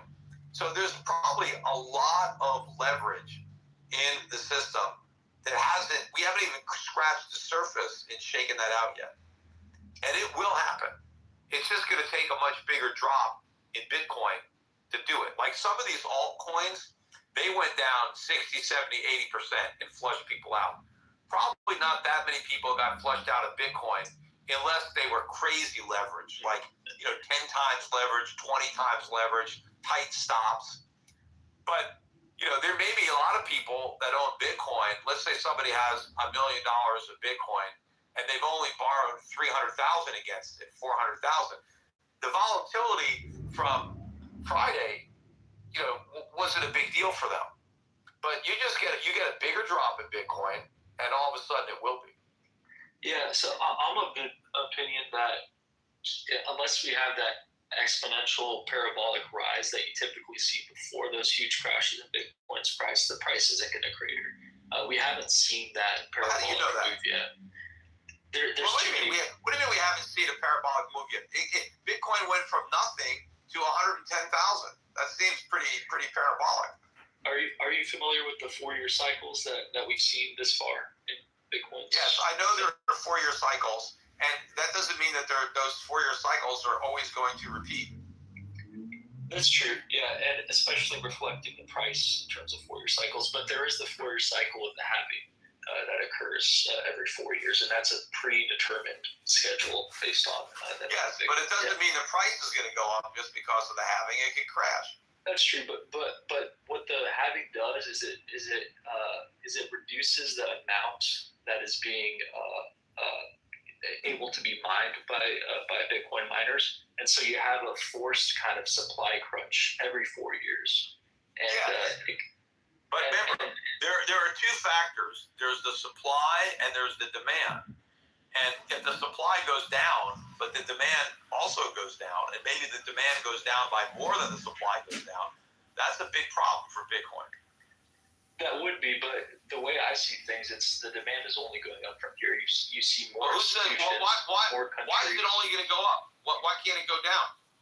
It could go down, and I'm not saying it's with 100% certainty, but you're seeing more institutions, more countries, more nation states, more private companies, more individuals, especially with the regulatory clarity that's happened over the last couple of years. And now there's the exchange-traded funds, which has legitimized the asset even more in the financial markets. Well, I would agree to an extent that there are more people trading in Bitcoin than traded it before. So you have more people gambling in the crypto casino. But the appetite for that could change very quickly. And, you now have a lot more Bitcoin that's owned by speculators, whether they think they're investors or speculators. So it's not a lot of die-hard hodlers who are trying to opt out of the fiat system and who, own the Bitcoin, not your keys, not your coins, and, they think in terms of Bitcoin or how much Bitcoin that I have. I say you have a higher percentage of people now who don't think about how much Bitcoin they have. They think about how many dollars they could get when they sell their Bitcoin. And they're trading it like they trade any other asset. And so because of all the hype and all, especially with Trump and the Bitcoin president, strategic reserve, a lot of people decided they wanted to buy Bitcoin because they thought they could make money buying Bitcoin. They thought the price would go up. And so that's where the demand has come from. But I think that as the bloom is off that rose, as Bitcoin continues to trend lower, which it's been doing, especially versus gold, I think a lot of the people who came late to the Bitcoin party are going to leave. And I think there's going to be a big collapse in the demand. And there's not enough, diehard believers to sustain Bitcoin at $110,000 a Bitcoin. I mean, not even close. I mean, is there enough to sustain it above zero? I guess. But, there's not enough to sustain it anywhere near the current price. And then eventually, even the diehard cryptos that have 100% of their money in Bitcoin, one of these days, they're going to need to sell that Bitcoin because they're going to need to spend the money on something. And so, the air is going to come out of this bubble very fast when it ultimately comes out. And there are a lot of people that just, they're conditioned. Every time Bitcoin has gone down, it's come back up. And that's true. Every time it's gone down, it's come back up until the last time when it doesn't. And, something can do something 10 times in a row, and that doesn't mean it's going to do it the 11th time. And if it does it the 11th time, it doesn't mean it's going to do it the 12th time. But people can, get lulled into a false sense of security that if they just ride it out, they're going to get rewarded. And it works until it doesn't. And the problem is you never know when the crash is the last one, right? You don't know until it's too late. Fair point. Yeah, I think ultimately we're on the same team, just kind of thinking about it, thinking of it in different terms. But yeah, essentially Bitcoin and gold has no top price because fiat currencies have no bottom price. They're going to keep printing more and more dollars as time goes on. So I appreciate your insights, Peter. Thank you for your time. Yeah, although the top price on Bitcoin is a function of the greater fool. And yes, you don't know, when you're going to run out of greater fools. And so in theory, Bitcoin doesn't have a ceiling, but in practicality it does. I mean, I think it does have a ceiling. But right, I mean, gold doesn't have a ceiling because the dollar doesn't have a floor. But gold has a ceiling in real terms. So there's only so high gold's going to go relative to copper, relative to oil. And by the way, oil is very cheap right now relative to gold. I mean, you can buy more barrels of oil with an ounce of gold than you can at pretty much any other point in time other than a few months in COVID. And that's one of the reasons that I've been putting more of my own money into energy, oil related, because I just think that, it's cheap.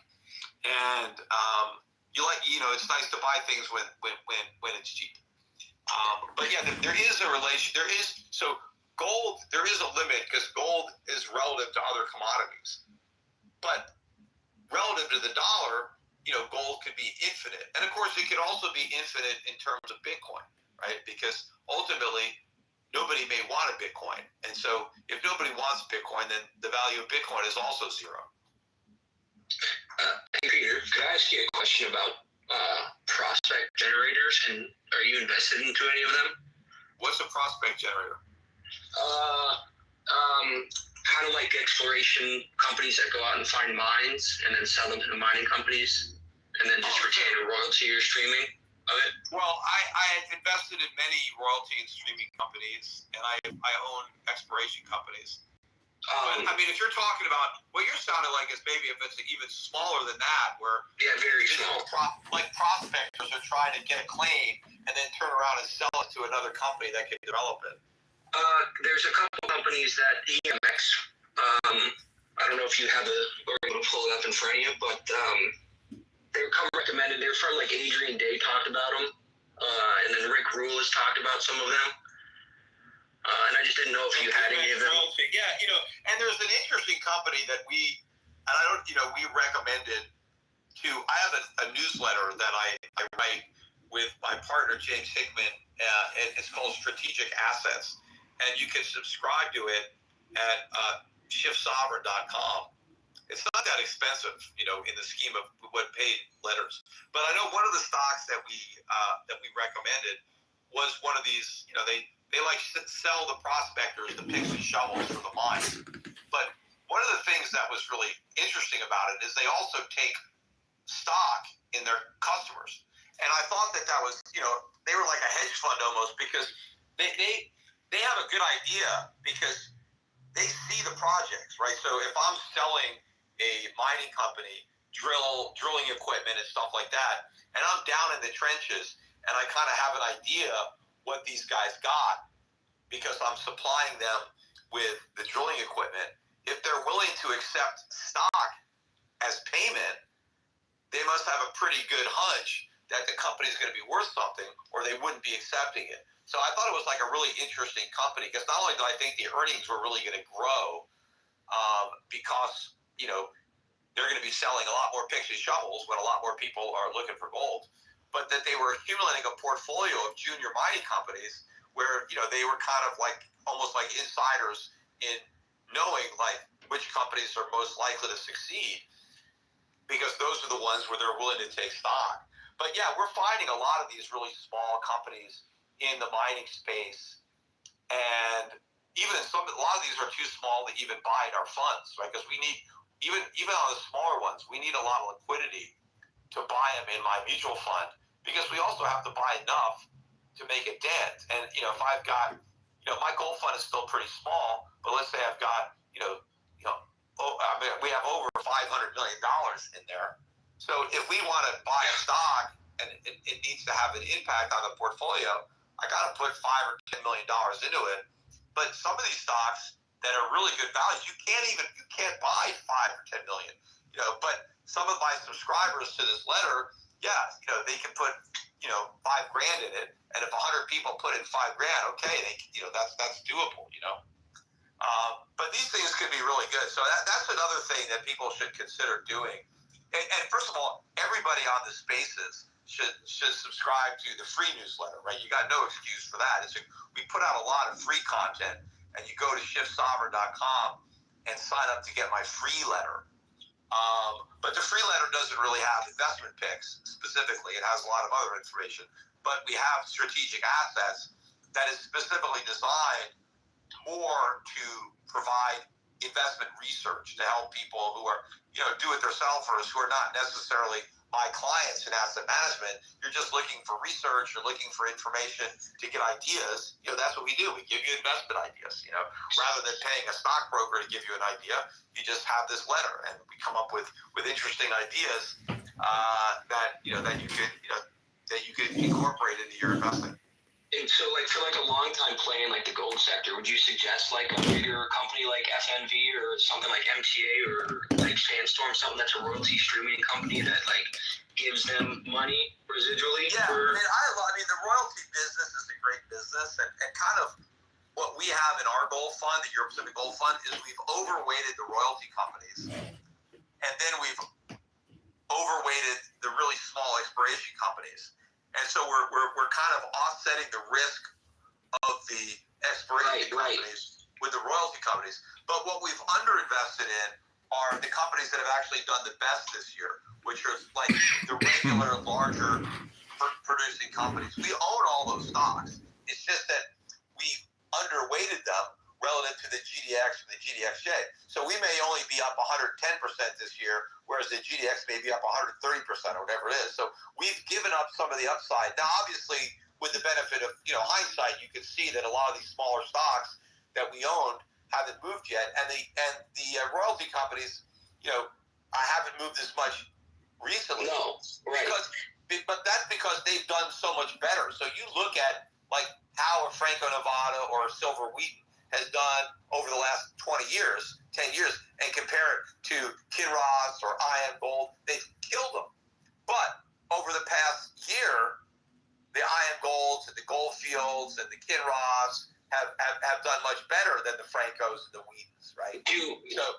Sorry, go ahead. Yeah. But I think these little companies that we own in our gold fund, I think they're going to crush it maybe next year or the year after that. You don't know exactly when they're going to kick in. But again, one of the things that I think the big companies like the Newmonts and the Barricks are going to do with their cash hoards that they are earning is they're going to buy some of these little companies, right? And, you know, they're going to pay a lot more than the current market price to get them. But it's going to be money well spent because, as the previous caller said, these are gold mines. They're in the business of mining gold. They can't run out of gold. They have to replace the reserves they mine. And they can do it two ways. They can explore, they can go out prospecting, or they can buy smaller companies that already have the reserves. And I think that's going to be the much better way to do it, because they can buy these companies still cheap. And can I ask you one last thing? I know you said oil. What's your thoughts on uranium? Look, uranium has been a big trade. There's a lot of spec money in uranium, so it's going to be a lot more volatile. And it's always good to load up on those kind of stocks when they've had a big correction. I mean, right now we're on the highs. I mean, those stocks. They had great days today. 52-week highs. And you look at Cameco, which is the biggest one. Right. It's going nuts. And there's a lot of hot money in there too. There's a lot of Trump trade money that has been going into uranium. So look, I don't know. I think there could be a big pullback at any point in something like that. But the story is not going away. It's real, I think. But I think there's less risk in gold and silver because I've been listening to you for like 10 years, dude. I've got my whole thing. I've been trusting you, man. So like, I'm just looking the next thing. You said oil, and I'm just wondering what else maybe you're thinking about after this move in the gold. Yeah, look, we own a lot of oil stocks in our portfolios, and we had been underweight oil, and we're going to be moving towards a more of a neutral to overweight. But it's just out of favor. So many people, think that oil's going to go down, and Jim Cramer was just on 2 days ago predicting an oil crash, and I was like, that's good enough for me. We're buying. He's predicting oil crashing, and you got to be buying it. All right. Well, I appreciate talking to you, man. Thank you very much. You guys have great books. You have great books. Adrian's got great books. You guys should check out their stuff. Thank you very much. Have a good day. All right. Is that Drew trying to speak, or I was just laughing at your Funky Nerd, or I'm just waiting for my wife to get home with dinner. That's why I'm still talking. Hello? Yeah. I mean, I guess I'll hold on.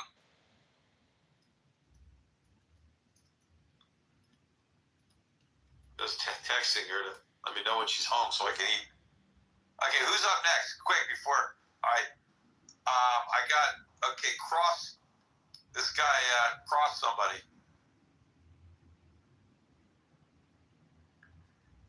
JB also, I'll add you. I have cross. You guys unmute yourselves. Whenever I put you up as a speaker, the first thing you got to do is take yourselves off and mute. Otherwise you can't talk. Hey Peter, Jordan here. Hey Jordan. Hey Peter, longtime fan, going all the way back to the Occupy Wall Street days. Okay, I think that was about 2011-ish. Yeah, about 12 years ago or so. Longtime fan. Just want to make a quick comment here and then ask you a question if I may. Okay. The comment is I'll just give you some little bit of insight on the ground game here. I'm obviously just a small retail investor here of some bullion, mostly just going through Costco. That seems to be the best place to buy it in Canada, especially if you're a member and you have their MasterCard.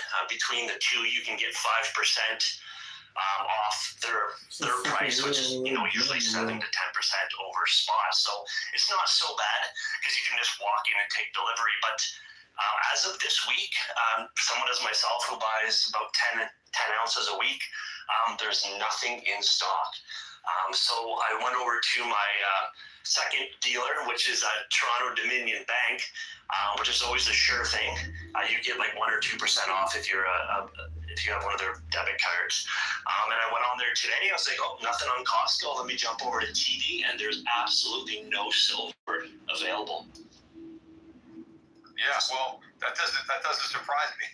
Of course, there's like Royal Canadian Mint and stuff, and they have their upcharge. But I mean, as far as TD, the bars are sometimes sold out, but when you're looking at stuff like commemorative coins, like Black History Month coin or like Toronto Blue Jays coins that are like 70 to 80% over spot, there's none of those either. So it looks like people are buying everything. Yeah, well, you never want to buy any of that crap, right? I mean, obviously not. anything- No. Yeah, I mean, because all the stuff that they say is commemorative. I mean, it's just a waste of money, especially with these. And I see these guys, these infomercials on television all the time, selling overpriced crap. I mean, that's why I set up Shift Gold, is because so many people were getting ripped off. And one of the reasons that so many gold companies were ripping off their customers is because they don't have a lot of customers. I mean, not that many people are buying gold. And so a lot of customers, a lot of gold companies, the only way they can make money is by ripping off their customers. But I never needed the money for my gold business. It was always a side business. And I always kept the markups low. And I never sold any of that crap. Because my goal for Shift Gold is I want people to own gold. I mean, in fact, Pete, if somebody sends me $100,000 to manage, I make a lot more money off of that than if they take the $100,000 and buy gold. But the reason I want them to buy gold and silver is because I think they should own it. I just don't want them to get ripped off by buying it from somebody else, and I sure as hell aren't going to rip them off. So we give everybody a great deal if you go to Shift Gold and buy physical gold. That doesn't mean you can't be. Look, if you want to be a coin collector, if that's your hobby, yeah, you could do that as a hobby. And if you do it well, and you go to auctions and you do your research, and you buy coins directly at an auction, you might get a good deal and you hold it. But if you buy a numismatic coin retail, your odds of making money are so slim. You're getting killed. I mean, even if you want to keep it for 5 years and flip it on eBay, by the time you pay the charges. And if you walk into a coin dealer, they don't care what's on the coin. They're going to give you spot value for the weight of the actual bullion itself. Yeah, a lot of these. But I mean, there are legitimate rare coins that a collector would want to have in their collection, just like art or sports memorabilia. But it's very different than buying gold and silver to get out of the dollar. No. I mean, if you're going to do that, you just buy bullion. But if you want to buy a rare item because you want to show it off to your friends, or you enjoy, hey, I have this coin.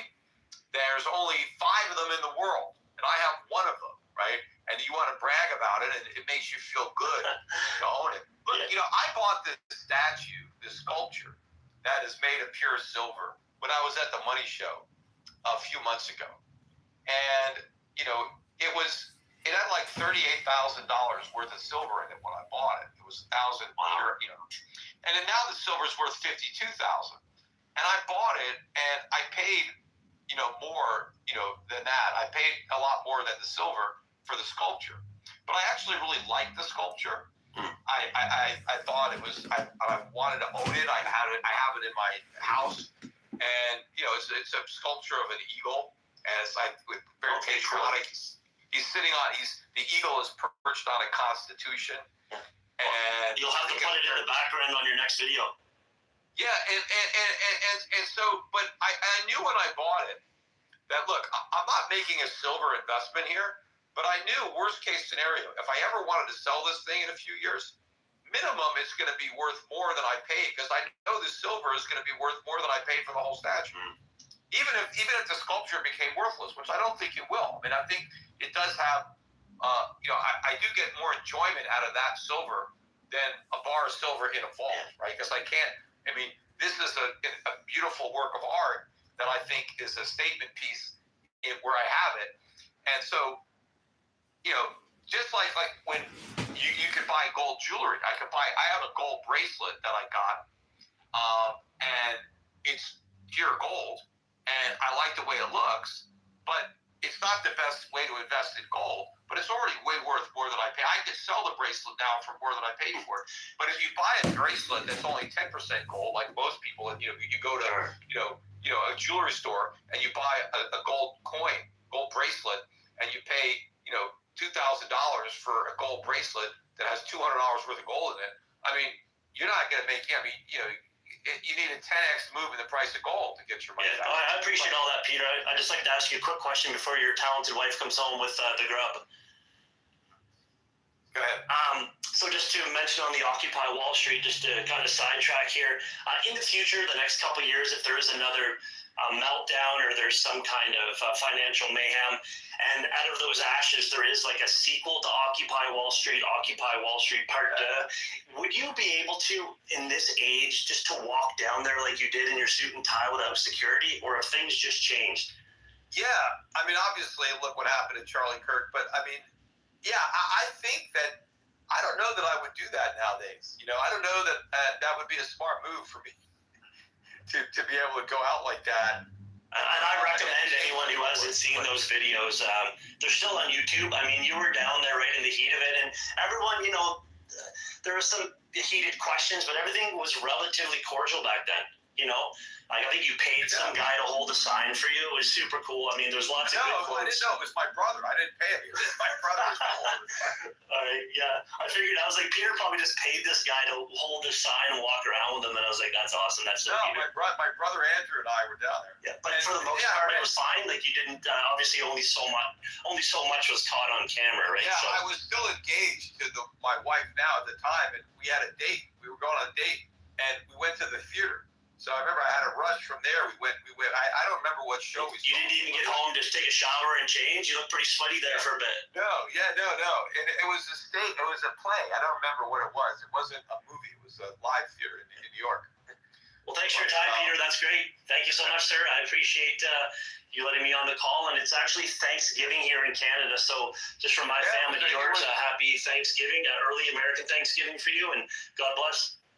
Yeah, it was Columbus Day here, so our bond market was closed. But Canadians that didn't have any chance to buy gold stocks today. They're going to be showing up tomorrow and see so much higher prices than they had. In fact, I think that's notorious that sometimes some of the biggest moves in the miners happen when Canada's shut for a holiday, and they can't buy. Yeah. But yeah, thanks for acknowledging my wife. You know, she's got. If you don't know, my wife is a bit of a musician.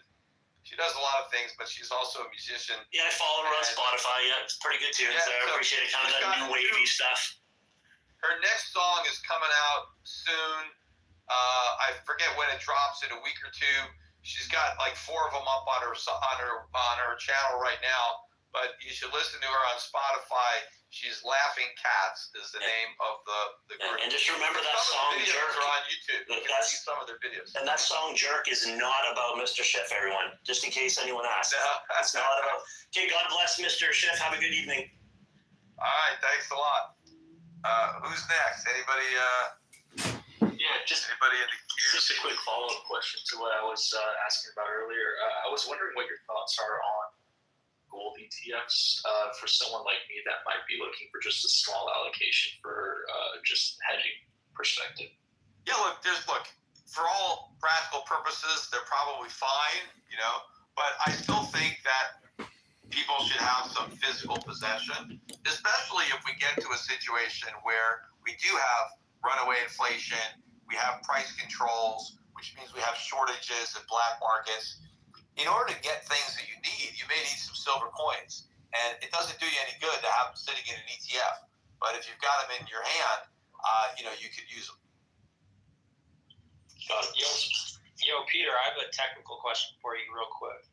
If I'm being heard. Yeah, hey, big fan. So, yeah, real quick, I don't know if this has been discussed in this space, but the idea of the U.S. Treasury repricing gold at its actual price rather than the, what is it, like $42 that it's currently marked at. I've been trying to get my head around this lately, and it just seems absurd. Like the thing. It's October 13th. Gold is at a 4,100 an ounce. We're listening to Peter Schiff. This is the Peter Schiff podcast. Congressional hurdles, but also that the big one that I really don't understand. I don't grok this.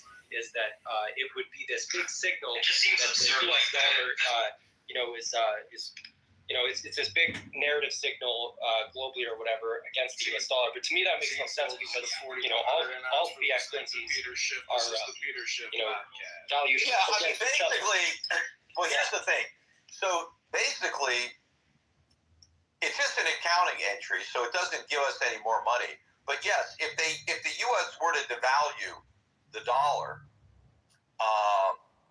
then it would be an admission that the dollar has lost 99% of its value. Because right now the dollar on the book is $14.22. But if they they devalue it to its current market price, where now the official gold price is 4,000, that is a massive devaluation of the dollar. What I don't get is that just says the same thing about every other fiat currency. Like you could say that the yuan maybe and the ruble lately, like those countries have been accumulating gold, but like they still can't compete with the dollar in terms of fiat currencies on a global scale. Like my understanding is that, Forex market, which I'm pretty new to understanding how that works, but it's just that everything is, these fiat currencies are traded on they're valued on the margin in these order books, against each other. So if we're saying that if they were to revalue the gold to what its actual market price is, it's basically just telling the world that all the fiat currencies have dropped in value. That Really, it's a non-event to do it because it doesn't have any practical purposes. I think right now, like if you wanted to pay your taxes, if for some reason you wanted to pay your taxes, and you were going to use gold coins to do it, they wouldn't give you that much credit because they would give you the official price.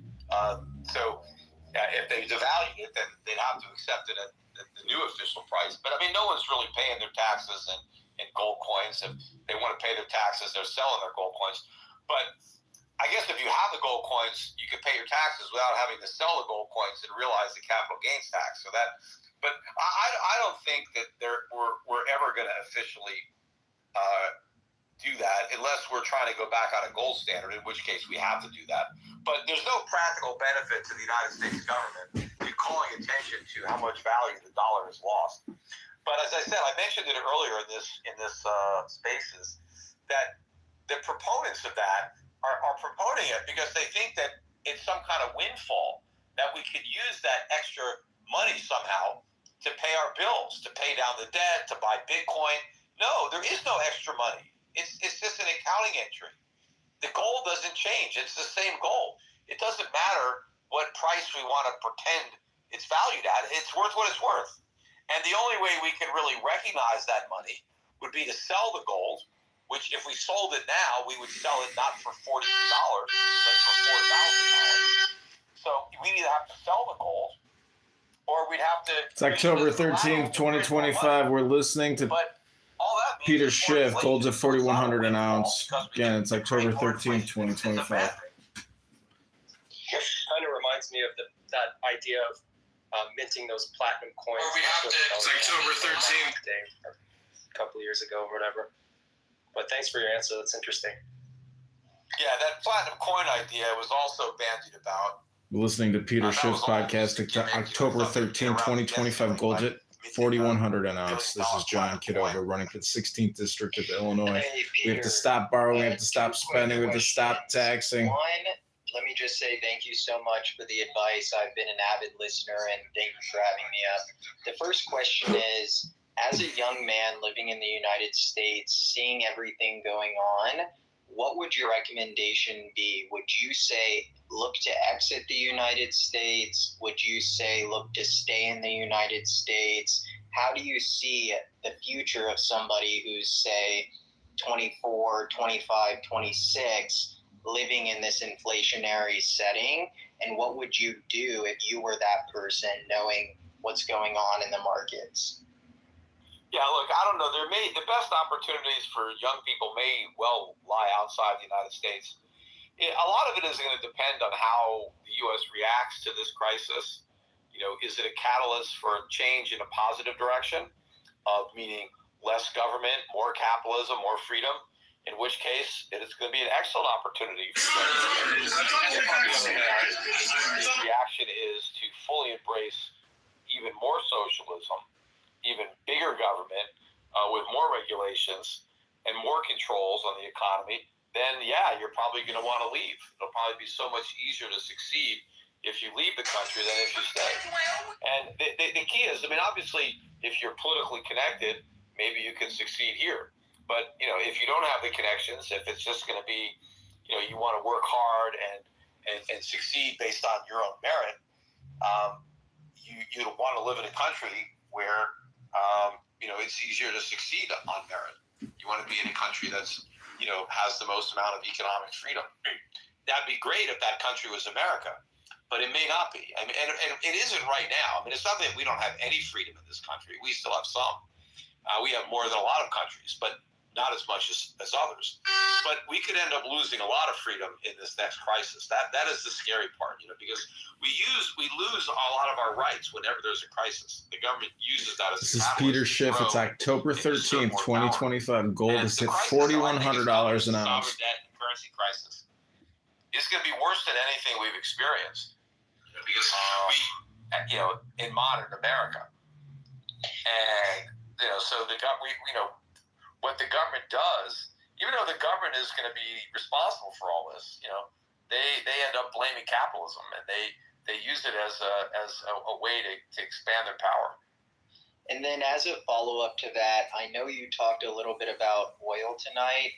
If you could just talk a little bit about why you think oil is going to increase, and then also if you could let me know whether or not you think it would be an intelligent investment to potentially start to accumulate Chinese RMBs at the thought that they're potentially going to make their currency convertible to gold. Yeah, I mean, I think the RMB is going to go up. I think the Hong Kong dollar is going to go up. It's right now pegged to the U.S. dollar. I think eventually the peg is going to break and the Hong Kong dollar is going to go up, not down. It's October 13th, 2025. Peter Schiff, podcast. Gold's at $4,100 an ounce. Because I really don't see the downside of the Hong Kong dollar relative to the U.S. dollar. There are a lot of people that think that they break the peg and it'll crash, but I don't think that that's what's going to happen. But the reason I'm bullish on oil is when the dollar really goes down, I think worldwide consumption is going to go way up. I think that instead of loaning money to us and buying treasuries and buying mortgage-backed securities, I think the rest of the world is going to spend more of their money on themselves. And I think when the dollar goes down and other currencies go up, that's going to create a lot of demand for oil, because when the dollar goes down, the oil price automatically goes down because the oil is priced in dollars. So let's say the dollar got cut in half in terms of Chinese RMB. That's basically like oil being half the price. Well, what's going to happen to demand for oil in China if the price gets cut in half? People are going to use more oil. More people are going to buy cars or buy other things that need oil. So I just think global demand for oil in a weak dollar environment is going to go way up. And I don't think there's going to be enough extra supply to be able to meet that demand. So I think oil prices are headed a lot higher. And, and I still think alternatives. I mean, the world's going to use a lot more energy. Look at all the energy that AI is going to be consuming. Where's that going to come from?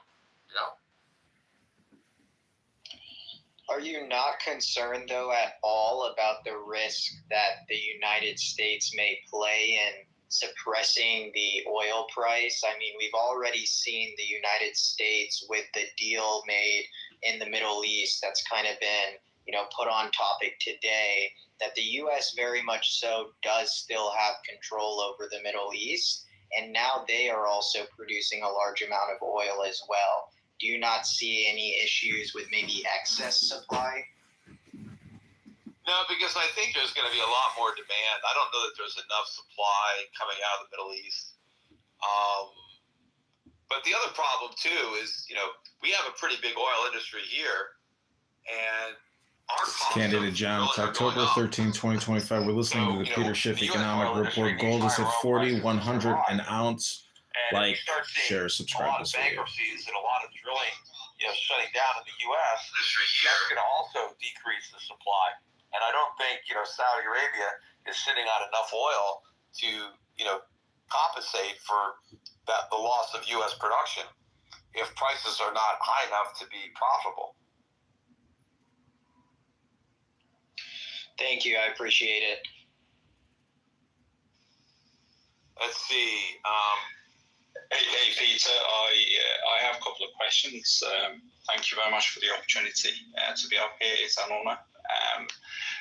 You mentioned, first of all, I think it's amazing for you to be up here like for 4 hours.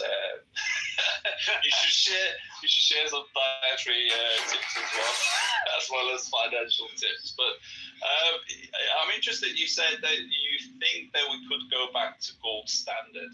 I think I was just looking at some of the stats between 2020 and 2022 because of COVID. We printed 40% more kind of money supply, which is called M2. Looking at the facts, it's highly unlikely. What makes you think that we would, despite all the evidence, which is kind of contradicting your beliefs, what makes you think that we would eventually go back to gold standard? Well, the world always goes back to the gold standard. I mean, we've been on the gold standard for thousands of years. Right? That's not an accident. And I know that fiat currencies don't work. Every fiat currency that has ever been used has eventually become worthless. And the nations that have used fiat currencies in the past, went back to gold. And so I think that's what's going to happen. Now, you can look at what happened in the past. Very high. This is candidate hyperinflation. Please don't scroll.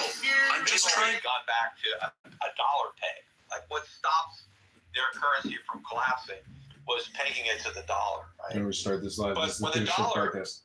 itself is no longer trusted, when the dollar is crashing, what are you going to peg your currency to? Now you could say, well, they could use the euro, they could use the yen.